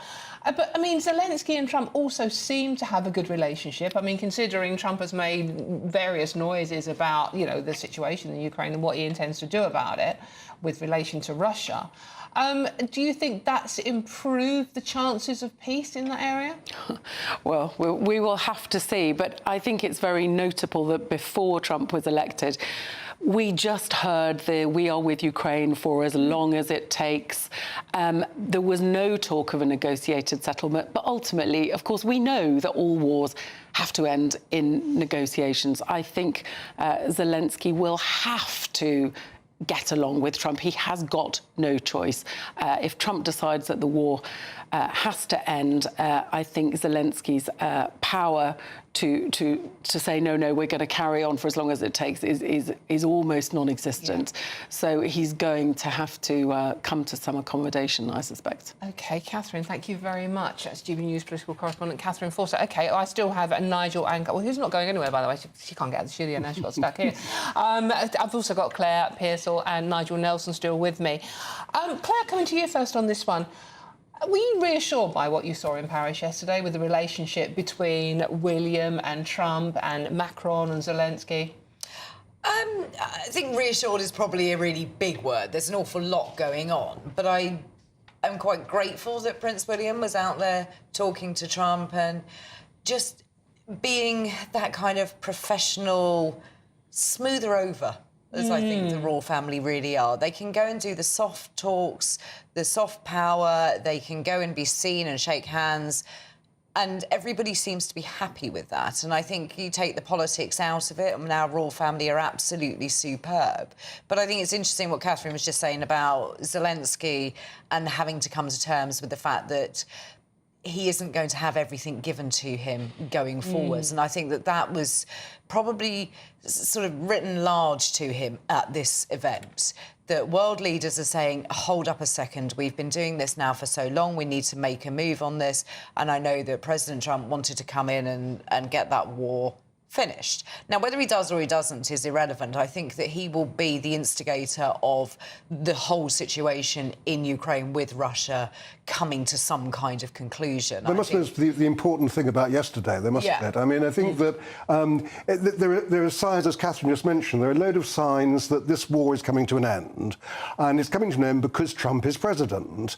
So it was Keir Starmer last week who inserted in a speech a bit about a negotiated settlement, which is the first time that the Prime Minister has said that. There's this kind of feeling that many of the things that are happening now are about getting to the negotiating table. So we fire our missiles into Russia, and Ukrainian troops capture bits of Russian territory. All these things will be negotiable when they finally get down to it. Yeah. So in all, that's the other thing. Starmer's off to the Gulf now, is he? What's he doing? He is going to the United Arab Emirates possibly as we speak. He's got a bilat with the leader there, I think, tomorrow morning. Then he's off to Saudi Arabia. And then I think on the way back, he's going to visit the troops in Cyprus. So he's going to talk about investment into the UK, chasing growth, which we know is proving to be quite elusive. But yeah, this will be his first trip. Of course, he's been on a lot of trips, as we've heard. I mean, I've been on quite a few of them myself. Yes, you've been following him around the world, to be fair. But, I mean, it's a bit of a globetrotter, which does bring... But I get the point about it being the heads of state, therefore the King and William. But it just feels a bit wrong that even countries that do have royals also sent politicians there as well. And yet we didn't have, you know, David Lammy, the Foreign Secretary. He could have just popped over there, surely. Yeah, well, I went back to number 10 again today to clarify the invitation was to head of state. That's what they've kept telling me, which is obviously the King. But I did notice that I think the Italian president went. So you had basically monarchy and president. Yes. But the Italian Prime Minister, Giorgia Meloni, was in fact also there. So I was saying to number 10, well, hang on a minute, couldn't the Prime Minister have gone as well if he'd wanted to? And they're just like, well, the invitation was to the head of the state. So I was like, well, Giorgia Meloni was there. And I'm like, well, we don't know why Giorgia Meloni was there. So you do wonder whether there could have been an accommodation had he wished to go. Yes, exactly. I don't know. But I do feel that in terms of Donald Trump, Prince William is going to be probably better for us in terms of having a nice conversation and softening up, as you say, than the Prime Minister. It's also quite interesting because we've also seen pictures recently of Kemi Badenoch, leader of the Conservatives, obviously, in America, literally getting very cuddly with J.D. Vance, the Vice President-elect, obviously. So the Tories really do seem to be building that special relationship more than Labour at the moment. Well, yes, but honestly, I'm not sure how much attention people are paying to what the Conservatives are doing. I suspect that a lot of attention is now being paid to what Reform are doing, what Nigel Farage is doing. We've heard these rumours about the 100 million that Elon Musk may or may not give to Reform. He said the other day that it's not happening, but he did bankroll Trump to the tune of, 250 million. And although J.D. Vance is the Vice President, the person that we see next to Donald Trump is Elon Musk, the richest man in the world. Well, Elon Musk was there in the cathedral as well. He was at Notre Dame putting bits on Twitter, I think possibly against protocol in the middle of the service. He is there. He, in many ways, seems to be the right-hand man. He's in the photographs. So, yeah, Kemi Badenoch is there. Yeah. But the Conservatives... It's not just the Conservatives that need to worry about Reform. We've seen the polling, and also Nigel Farage at this Parliamentary Spectator Awards the other night saying to the room, you know, if you think you've had a shock with 5 Reform MPs, I've got news for you. There's going to be hundreds at the next election. Now, we don't know, but certainly the Conservatives worrying about Reform, but now Labour really worrying about Reform because there's something like 80 seats that Labour have that Reform are second in, and a lot of the Labour majorities, a lot of the majorities across the board now are really quite small. Interesting. Very interesting to see what happens, Catherine Forster. Thank you very much for all the best analysis and opinion on that story and much more. Please do go to our website, which is at gbnews.com. Now, I'm Dawn Neeson, and this is GB News, and there's loads more coming up on today's show. It's absolutely packed. Parties, chef a party. Have you had your work Christmas do yet? Reports suggest Gen Z, or is it Gen Z? Gen Z, isn't it? Are shunning boozy office festivities altogether, preferring alcohol-free crazy golf and ping pong. All of that and much more to come. This is GB News. I'm Dawn Neeson. We'll see you very soon. This is GB News, Britain's news channel. 1 in 20 people are diagnosed with seasonal affective disorder across the UK. Yes, Health Watch has revealed that men are more likely to suffer from this than women. Did you know? Triggers apparently include a decrease in daylight hours, which is certainly happening around about now. If you're leaving the office, it's dark. When you come home, it's dark, as well as the falling temperatures. Yes, and both of those things happen a lot, don't they, here in Britain? So how can we combat the symptoms of seasonal affective disorder? Well, to discuss this, we're joined now by Dr. Andreas Fonseca, the founder and director of Thrive Mental Wellbeing. Really good to see you this morning, Doctor. Thank you for joining us. Good morning. Thank you very much for inviting me. Now, there'll be lots of people watching and listening this morning and saying, what a load of rubbish. It's always been cold in this country. It's always been dark. What is seasonal affective disorder? Is it really a thing? Well, it is a thing, and it's been known for quite some time. This is not new, really. It is a form of depression. That's what it is. And it's got specific characteristics that kind of differentiate it from other forms of depression. So the reason probably we're talking more about it is because it's basically people are more aware of it and they're recognizing it more. So before you used to be sort of just saying this person's got depression, now you have some specific things to look at that can differentiate it from other kinds of depression, which is quite useful because it's got some specific forms of treatment. So the things that are different about seasonal affective disorder are that for the diagnosis you need 2 years in which you only have episodes during either the late autumn or early winter. So that's when they start, and they fade away by late spring, summer. Early summer. So that's how it works.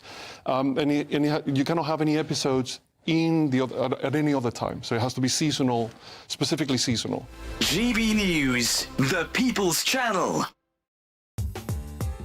I'm Christopher Hope. From pop stars to politicians, I'll interview anybody in a pub who's got a political opinion. Join me every Friday on Spotify, Apple Podcasts, YouTube or gbnews.com, or wherever you get your podcasts. This is GB News, the People's Channel. This is Britain's Newsroom, where your voice matters. It's just astonishing. With expert analysis and honest opinion, we don't just keep you informed. We bring you unique perspectives you won't see anywhere else. Can't argue with any of that. When the news happens, it happens here. On Britain's Newsroom, weekdays from 9:30 a.m. Only on GB News. If you want your news to be straight talking... This is a nightmare for the Conservatives again. Down to earth. It's not just Nottingham where this is happening, is it? And most importantly, honest. Hard-working, middle-class taxpayers, they'll get their book thrown at them. Then catch me, Martin Daubney, Monday to Friday, 3 till 6 p.m. on GB News, Britain's news channel.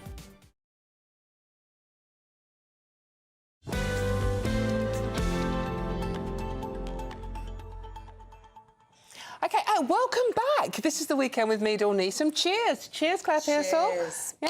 Cheers, Nigel Nelson. I've got a cup of tea because you're a bit poorly, aren't you? Thank you. Any case, we're having a little Christmas party in the office here.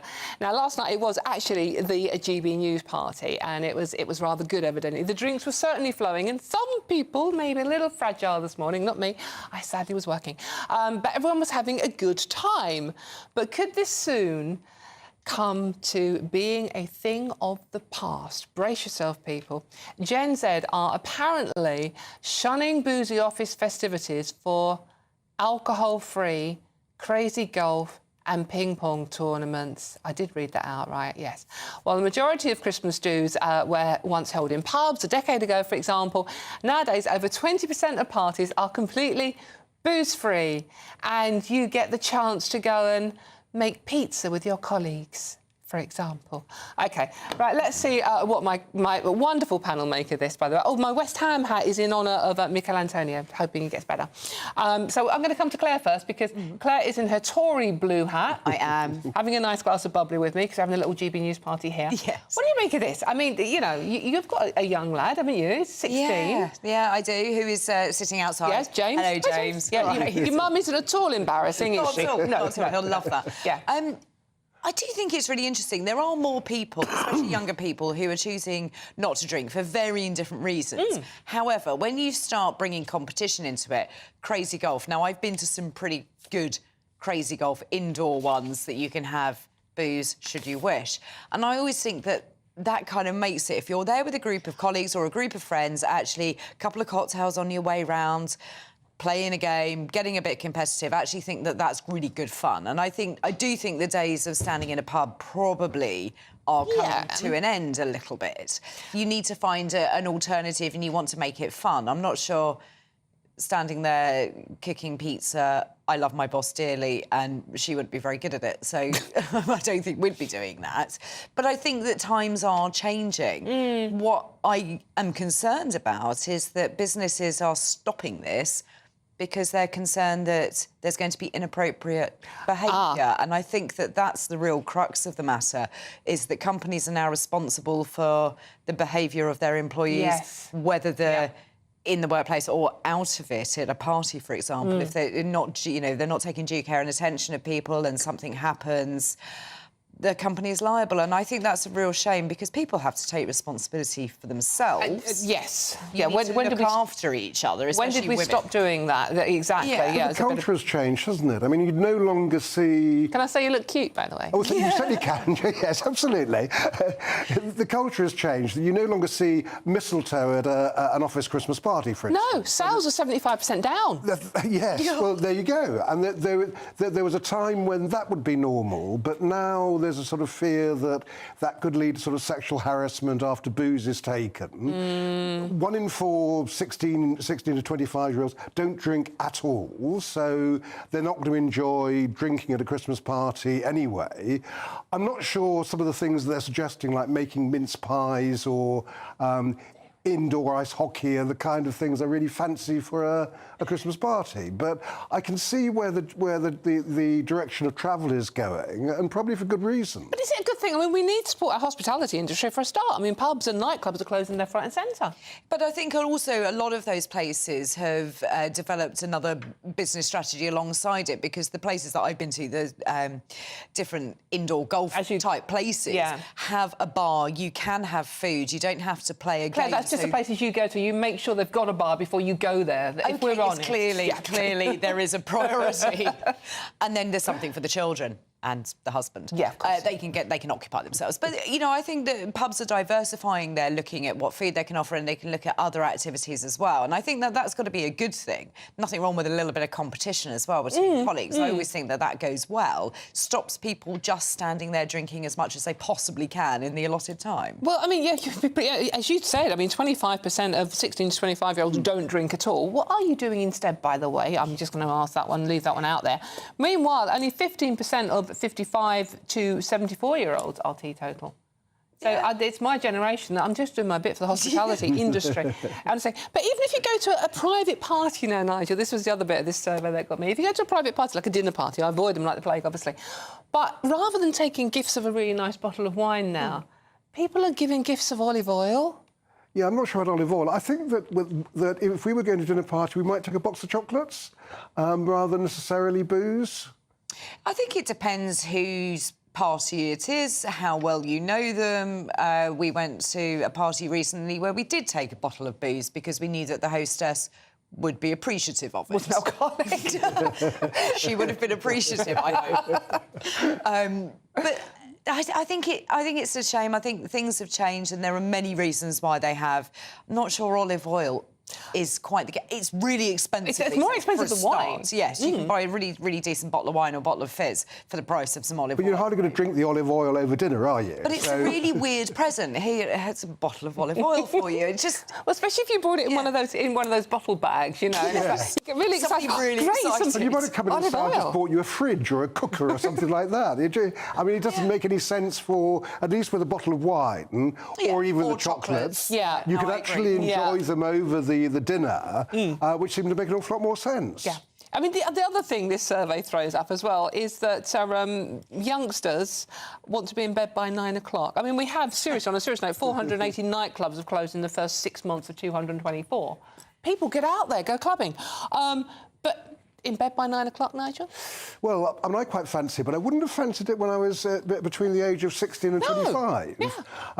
I was happy to stay up pretty much all night. I mean, that's what you do at that sort of age. And as you get older, you begin to really like getting to bed earlier and earlier. That we love it when we can actually get to bed nice and early. We're fun, aren't we? We're a fun couple. I don't know, that sounds a bit saucy, you. There's us and our boats. But I think younger people don't necessarily want to be in bed by 9 o'clock. It's just that there aren't the opportunities for them to go out, because, as you say, the nightclubs are closing down, pubs shut a lot earlier. Whereas when I used to go out at the weekend, it was you could get out until 1, 2 in the morning quite easily. nowadays. And did. And nowadays they're closing. So I think it's not necessarily the generation that's not doing it. It's just the opportunities aren't there for them. Oh, and the final straw in this one is that Band Aid have banned our, you know, that Do They Know It's Christmas. You can't have that at a party anymore because it's offensive. And why is it offensive? Well, because it's patronising black people in Africa. Right. Yeah. Right. Which is not. I mean, it is a pop song. I mean, one of the lines was meant to be the mid-year changed from the original Bob Geldof line, where he wanted to have it won't be snowing in Ethiopia this Christmas. And mid-year said, well, hang on, there's too many syllables. Just have Africa. We know it snows in Africa, but don't worry about it. Just a song. No one will notice. Just a song. Yeah. 3.2 million sales later. Exactly. And you're cancelled. I'm sorry. What do you make of all this? Are you having a Christmas party? Have you had a Christmas party? Are you going to look as ridiculous as we do in our Santa hat? Let me know. gbnews.com/your say. Are young folk just becoming the fun, please? OK, I'm Dawn Neeson. This is GB News, and there's plenty more coming up on today's show. This is the most horrible story. Mohammed Al Fayed's son says the late Harrods boss faked dementia in order to avoid police probes into those alleged sex crimes. We'll be discussing that and much more after the news with Sam Francis. It still is Sam Francis. Here's Sam.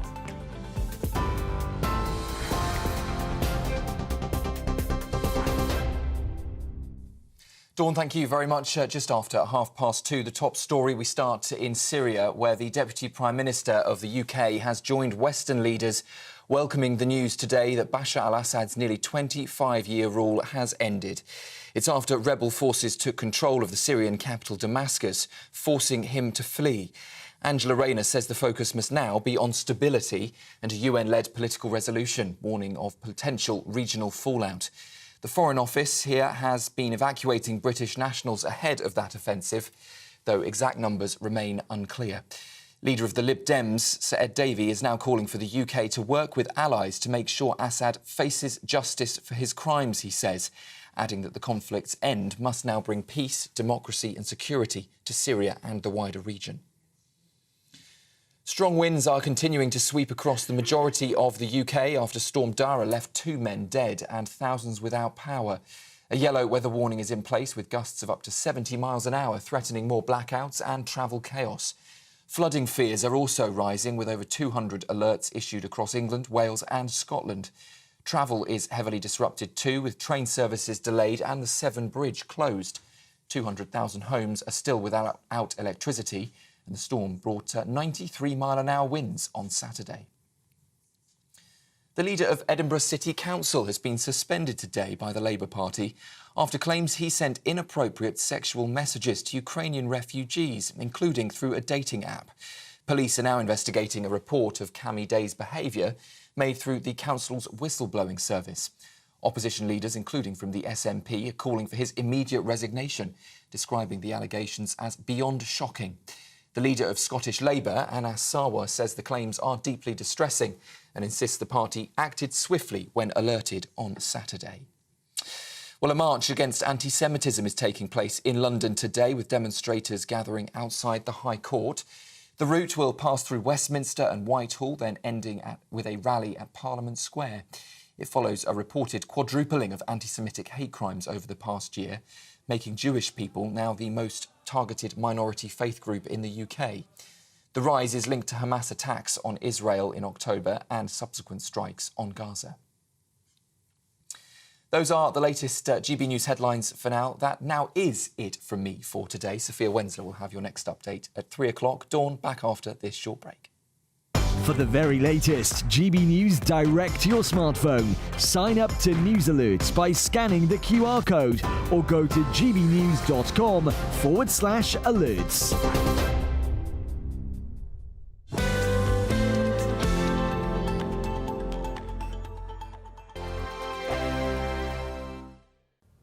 Hello, Welcome to your GB News weather update from the Met Office. Storm Dara will be clearing its way southeastwards with the winds slowly easing before higher pressure builds as we start the new week. So this is Storm Dara clearing its way southeastwards, but you can see still we hold on to a real squeeze in the isobars, indicating a very windy day to come. There is a yellow weather warning in force for winds gusts 45 miles per hour, perhaps 60 along the exposed coast. And it's a damp day across eastern parts with outbreaks of rain. Could turn quite heavy at times.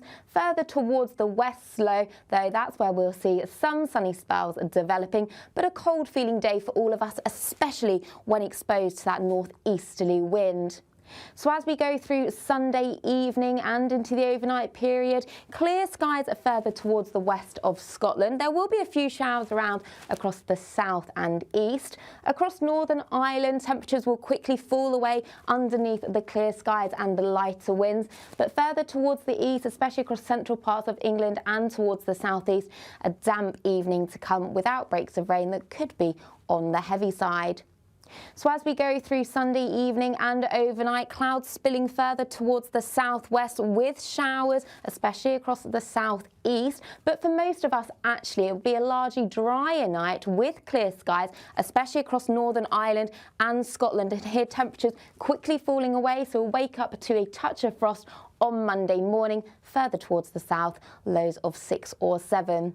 So as we start Monday, the winds will be easing, still quite brisk though, especially across the south. Many places seeing a drier picture. There'll still be a few patches of rain here and there, but plenty of sunshine across Northern Ireland and Scotland too. Here, still a cold feeling day, but further towards the south, highs of 8 or 9 degrees. Bye-bye.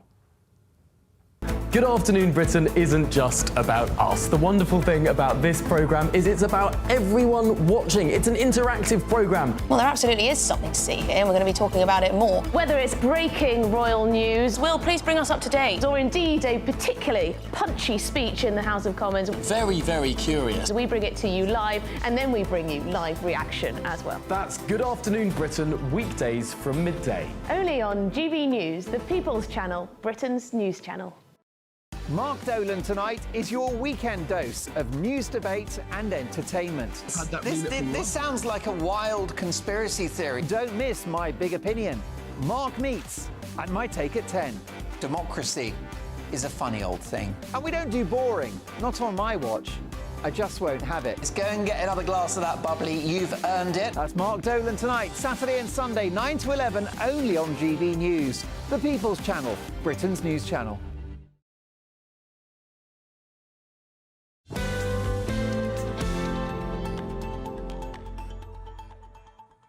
Welcome back to the weekend with me, Dawn Neeson. Thank you for your company on this festive Sunday afternoon.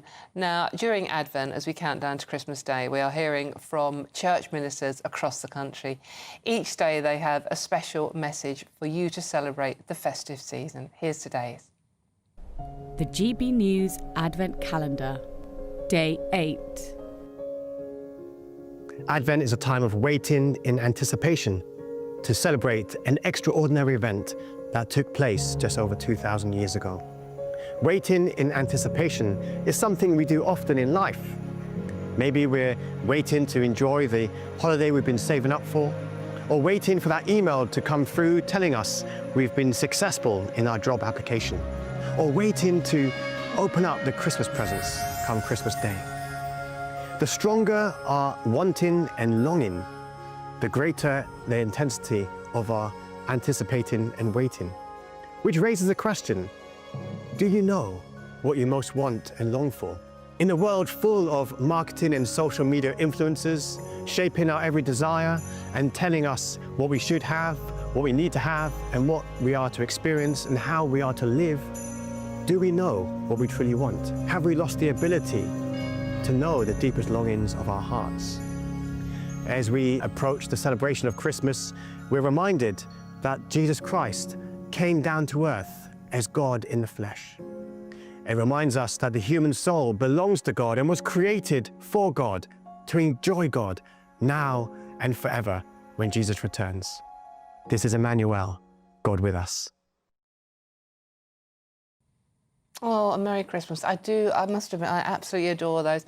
And you can see all of our special Advent messages as Christmas approaches by visiting gbnews.com/Advent. And indeed, a very Merry Christmas.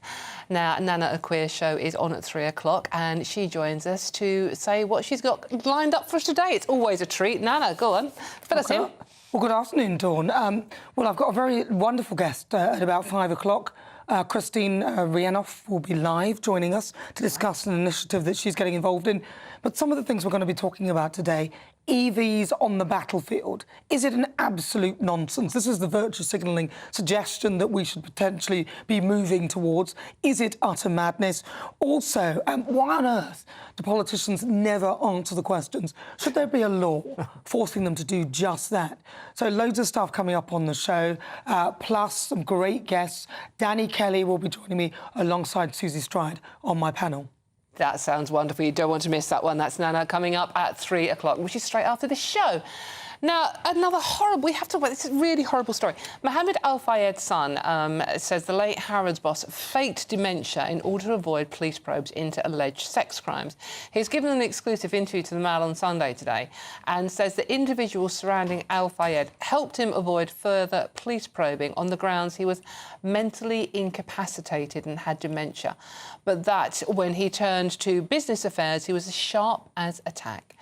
Omar Al-Fayed also said he wished investigations by the police into his father's conduct had been able to take its course when he was still alive. I read this story and it's just like, you just can't, honestly, it's just a horror story. Now, I was one of the people that actually complained about Al-Fayed's behaviour back in the day when I sent a young reporter to interview him. I actually made an official complaint. Guess what happened? That's right, absolutely nothing. So let's see what my wonderful panel make of this. Claire Pearsall and Nigel Nelson are still with me. I'm going to come to you first on this one, Claire. As a woman, I get very, very angry about this story. It's just so many rich, powerful men looking at other rich, powerful men. Absolutely, turning a blind eye to the bad behaviour going on. And women were made to feel as if they were stupid, that they were lying, that they didn't count. And that's horrendous. And here we are in 2024, still talking about it. Yeah. They still haven't got any justice. They still haven't had any recognition for what they've been through. And I think that we look after women so badly. It's unsurprising that so many people don't report. Well, that's the thing. Bad behaviour from male bosses, colleagues, or just general men. You know, I think that it's incumbent upon everybody to take these things seriously, for men to look at their behaviour, for women to also look at their behaviour. But we need to be able to believe victims. And I think that this has shown that it is wrong to dismiss women and just think that they were telling stories, they got it wrong. Well, we keep saying women, by the way. I mean, the first time this went before the CPS, who, oh, yes, Keir Starmer in charge at the time, it was a 15-year-old girl who alleged she'd been sexually assaulted. 15, that's not a woman, that's a girl, that is a child.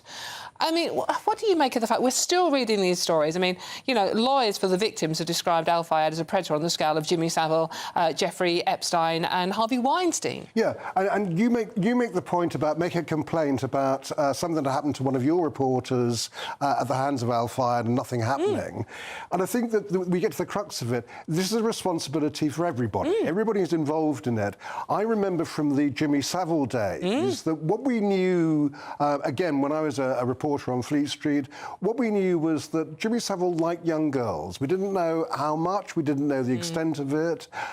We also knew that if there was a young girl reporter being sent to interview him, she was always warned, don't find yourself alone with him. Now, those strike me as warning bells that were going off. Yes. And we did nothing about it. It was a kind of, everyone sort of shrugged their shoulders. We're going back a long time, so the attitudes were different.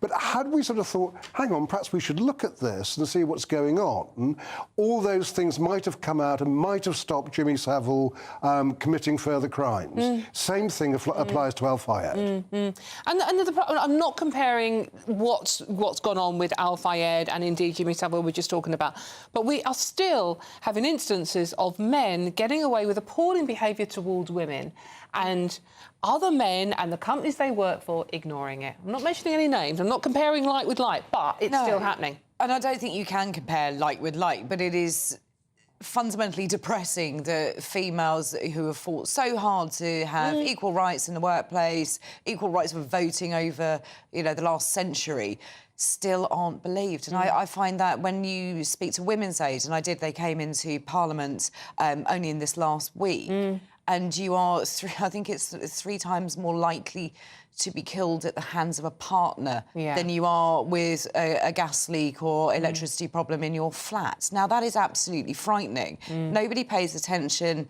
to those kind of stories. It's always dismissed as, oh, that's just a rogue man and everybody's fine. It isn't that way. And I think that campaign was really, that kind of brought it home to me, how much we don't know and how much we don't pay attention to it. Yeah, no, indeed. Thank you very much, Claire. OK, I'm Dawn Neeson, and this is GB News. We are moving on now, and coming up on today's show, yes, it's the weather, the aftermath of Storm Dara, as more than 250,000 people are left without power across England, Scotland and Wales.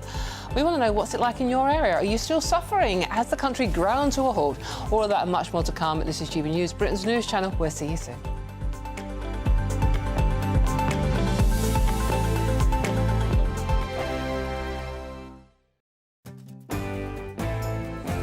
I'm Emily Carver. This is GB News, Britain's news channel.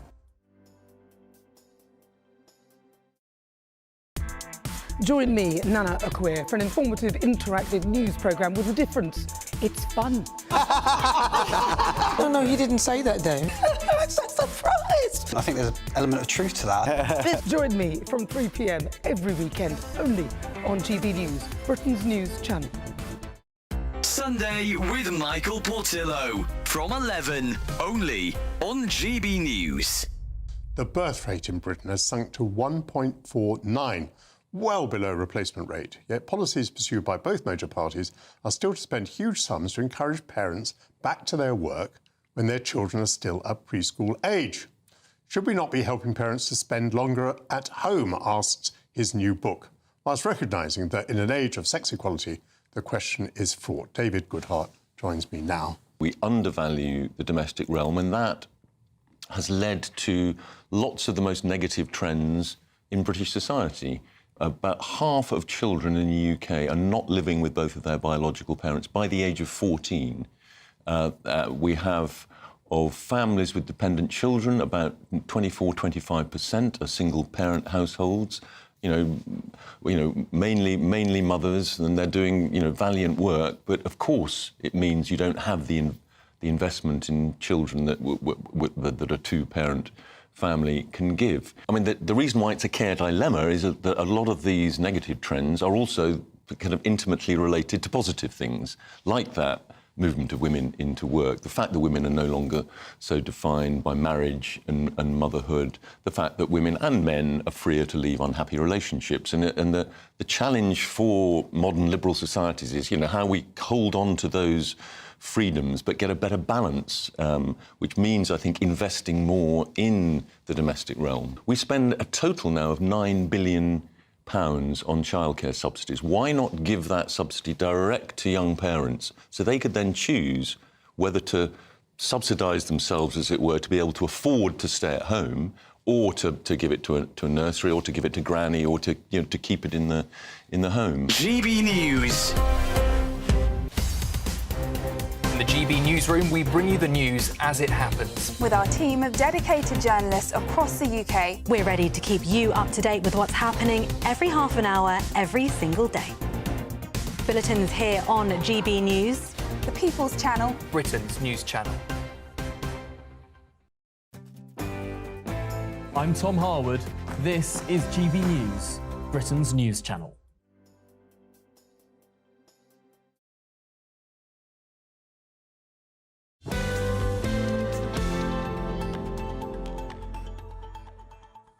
Welcome back to the weekend with me, Dawn Neeson. Thank you very much for your company on this festive Sunday. Now, Storm Dara has claimed the lives of 2 men after falling trees crushed their cars during the storm. That's as more than 250,000 people are left without power across England, Scotland and Wales. Winds did reach 96 miles an hour in some places, as hundreds were left stranded after flights were cancelled across the country. I'm joined by weather journalist Nathan Rao to bring us up to date on where we are now with our this storm. Nathan, thank you very much for joining us this afternoon. Is the worst over now, Nathan? Yes, well, thankfully, Dawn, the last time we spoke, Storm Dara was just on its way in on Friday. And 2 days later, yes, you're right, thankfully it is on its way out. But really, after a horrible couple of days and some real damage caused by this storm, as you mentioned, which whipped up wind gusts of 96 miles per hour, particularly in the west of the country, which had that very rare red weather warning for wind at the start of the weekend, and some very, very, very strong gusts there. Storm Dara, as I said, is now making its way out to the east of the country. It'll clear by this evening. There is a weather warning for wind out up until 6 p.m. this evening, but after that, we're pretty much done with the worst of it, and then we enter a more settled period of weather. But really a very stormy and a very unpleasant and a very dangerous period of weather we've had as this storm, the 4th in the season, makes its way across the UK. But hopefully, as I said, the worst of it is over now. OK, but the one thing I did notice this morning, Nathan, I went out on the balcony, it was still windy, and I'm lucky enough to live in central London, so it's quite sheltered, but it was also blooming freezing. So it was like raining a bit. It was very windy, and then it was like -2. Yes, and this is the pattern that we've been speaking about really for the last few weeks. This is going from very, very stormy to very, very, very, very cold. If you think about Storm Dara as really as a spinning wheel of wind going clockwise around the country, that's drawing in some colder northerly winds, and that will be the cold that you felt. And as we go into the start of next week, even though it's going to be more settled and clearer, it is going to start feeling colder, and the temperatures will start dropping back to -0 in the north of the country and close to 0 in the south, with the risk of overnight frosts because of those clearer skies and the winds starting to come in from a northerly direction. But you will see some sunshine, though, which after the last few days is probably going to be a very, very welcome sight for most of us as this weather clears away, but much colder, yeah. Yeah, and have we got any more of these horror storms coming in our direction that we know about yet?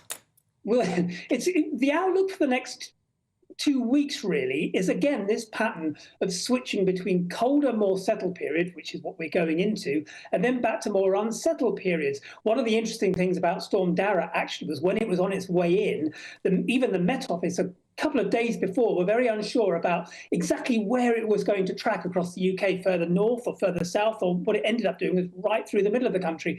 And that's just the pattern of what we're looking at for the next 2 weeks, really, this uncertain regime of periods of calmer weather as high pressure builds up, which is what's happening at the start of the week, and then unsettled weather. I know what you're going to ask me. I don't. There's a clue. There is a clue. Come on, Nathan. I don't know. Oh, come on, 2 weeks. 2 weeks away. There's 7 days until we get to that magical period of 10 days before Christmas Day, when we can start saying with any certainty as to whether we're going to get a white Christmas. Which is what Nathan, you disappoint me constantly. Thank you very much.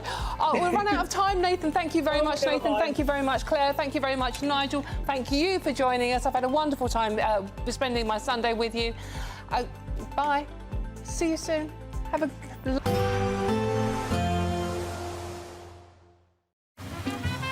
Despite the morning rain, it'll be a nice, warm, cosy day ahead. Boxed heat pumps, sponsors of weather on GB News. Good afternoon. Welcome to your GB News weather update from the Met Office. Storm Dara will be clearing its way southeastwards, with the winds slowly easing before higher pressure starts building into the week. So this is the storm that will gradually clear its way southeastwards, but we still have a real squeeze in those isobars, so indicating some strong winds. So through this evening, it's going to be a damp evening across central parts of England and the southeast with outbreaks of rain. Further towards the north, though, across Northern Ireland and Scotland, here we'll hold on to the clearest skies, and that will allow temperatures to fall underneath the light winds. So here we could wake up to a touch of frost. Further towards the south, still breezy, especially across the English Channel, with lows around 6 or 7 degrees. So as we start Monday morning, it is going to be a cold start across Scotland with a frost in places, but also perhaps some freezing fog. That's a similar picture across Northern Ireland as well. Bright skies to start, but with a touch of frost. Further across England and Wales, a lot of clouds still around with some showery outbreaks of rain just coming in towards the south and east. It is still going to be breezy, especially along the south, but light winds further towards the north, and towards the north, that's where we're going to see the best of the sunshine through Monday. Further south, though, we will still hold on to a lot of cloud, but it will be a lot drier than what we've seen over the weekend with a few showers on and off. Otherwise, a cold feeling day across the north underneath the clearest skies, but further towards the south, highs of up to 9 degrees. So as we go through Monday evening, a lot of clouds still focus across much of England and Wales with some outbreaks of showery rain, but clearest skies further towards the north with a dip in temperatures. But we hold on to higher pressure as we go through the week, but it is still going to be quite cloudy at times. Bye-bye. There will be a light breeze in the morning, leading to a warm front. Imagine getting a call to tell you that you've won £50,000 in tax-free cash, our biggest cash prize of the year. Oh my God. That's a big surprise. Oh my God. This is amazing. I'm in shock. That is absolutely fantastic. Thank you. For another chance to win, text cash to 63232. One entry costs £2 plus one standard network rate message. Or text bonus to 63232. 5 entries cost £5 plus one standard network rate message. Go to gbnews.com/win. Entries start from just £2. You can call 0903 681 3232. Calls cost £2 plus your network access charge. Or post your name and number to GB10 PO Box 8690 Derby DE1 9TT. UK only. Entrance must be 18 or over. Lines close at 6 p.m. on the 31st of January. Please check the closing time if listening or watching on demand. Good luck. Good Afternoon Britain isn't just about us. The wonderful thing about this programme is it's about everyone watching. It's an interactive programme. Well, there absolutely is something to see here, and we're going to be talking about it more. Whether it's breaking royal news, Will, please bring us up to date, or indeed a particularly punchy speech in the House of Commons. Very, very curious. We bring it to you live, and then we bring you live reaction as well. That's Good Afternoon Britain, weekdays from midday. Only on GB News, the People's Channel, Britain's news channel. Join me, Camilla Tominey, for a frank and honest discussion with those in power that cuts through the spin and gets to the heart of the issues shaping our nation. You haven't confirmed that you want to stand as leader, but you haven't ruled it out either. This report basically says that he's not fit to stand trial. Is he indecisive? Incompetent? I deliver the dose of reality Westminster needs. That's the Camilla Tominey Show at 9:30 every Sunday on GB News, the People's Channel, Britain's news channel. Hi there, I'm Michelle Dewberry, and I'm going to take a second to tell you all about my show, Jubes & Co. We start off with the issues of the day. We then bring in both sides of the arguments. We get rid of the disrespect, and then you throw me into the mix. And trust me, I'll tell it exactly how it is. And then, of course, the magic ingredient, you at home. We mix it all together, and what have we got? In my opinion, the best debate show in town. Monday to Friday, 6 till 7 on GB News, Britain's news channel. Welcome to State of the Nation, daily plunge into the stories shaping our country. I'm Jacob Rees-Mogg, and Monday to Thursday we bring you the insights, the facts, the truth about how our country is being governed. Because what happens in Downing Street matters down your street. Tune in to State of the Nation every Monday to Thursday, 8 to 9 o'clock. Only on GB News, the People's Channel, Britain's news channel.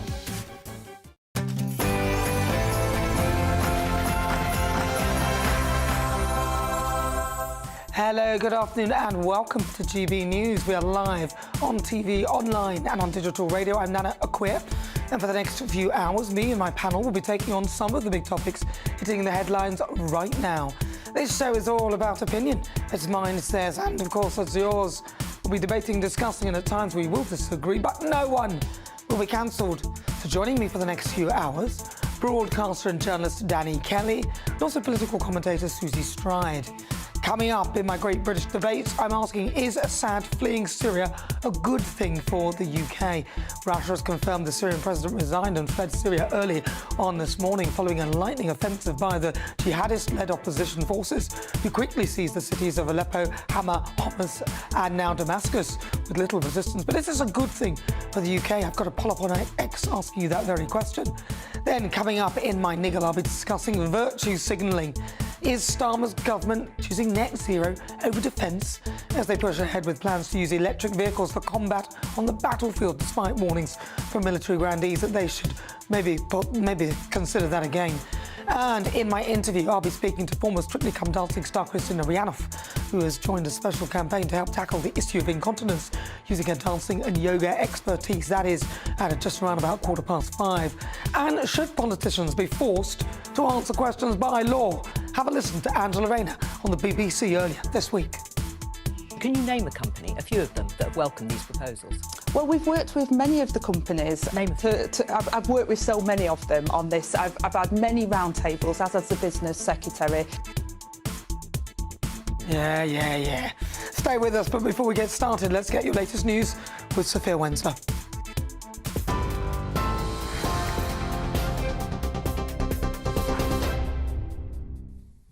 Nana, thank you. Good afternoon. It's just gone 3 o'clock. These are your headlines from the GB Newsroom.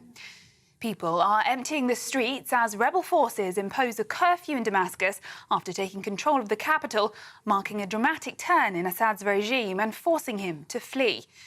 Here, the Deputy Prime Minister, Angela Rayner, says the focus must now be on stability and a UN-led political resolution, warning of potential regional fallout. The Foreign Office has been evacuating British nationals ahead of the offensive, though exact numbers remain unclear. Leader of the Liberal Democrats, Sir Ed Davey, is calling for the UK to work with allies to make sure Assad faces justice for his crimes. He says the conflict's end must bring peace, democracy and security to Syria and the region. Strong winds are hammering the UK just days after Storm Dara left 2 men dead and thousands without power. A yellow weather warning is in place with gusts of up to 70 miles an hour, threatening more blackouts and travel chaos. Flooding fears are rising too, with over 200 alerts issued across England, Wales and Scotland. Travel is heavily disrupted, train services are delayed and the Severn Bridge remains closed. 250,000 homes are still without electricity after the storm brought 93-mile-an-hour winds on Saturday. In other news, the leader of Edinburgh City Council has been suspended by the Labour Party after claims he sent inappropriate sexual messages to Ukrainian refugees, including through a dating app. Police are now investigating a report of Cammy Day's behaviour made through the council's whistleblowing service.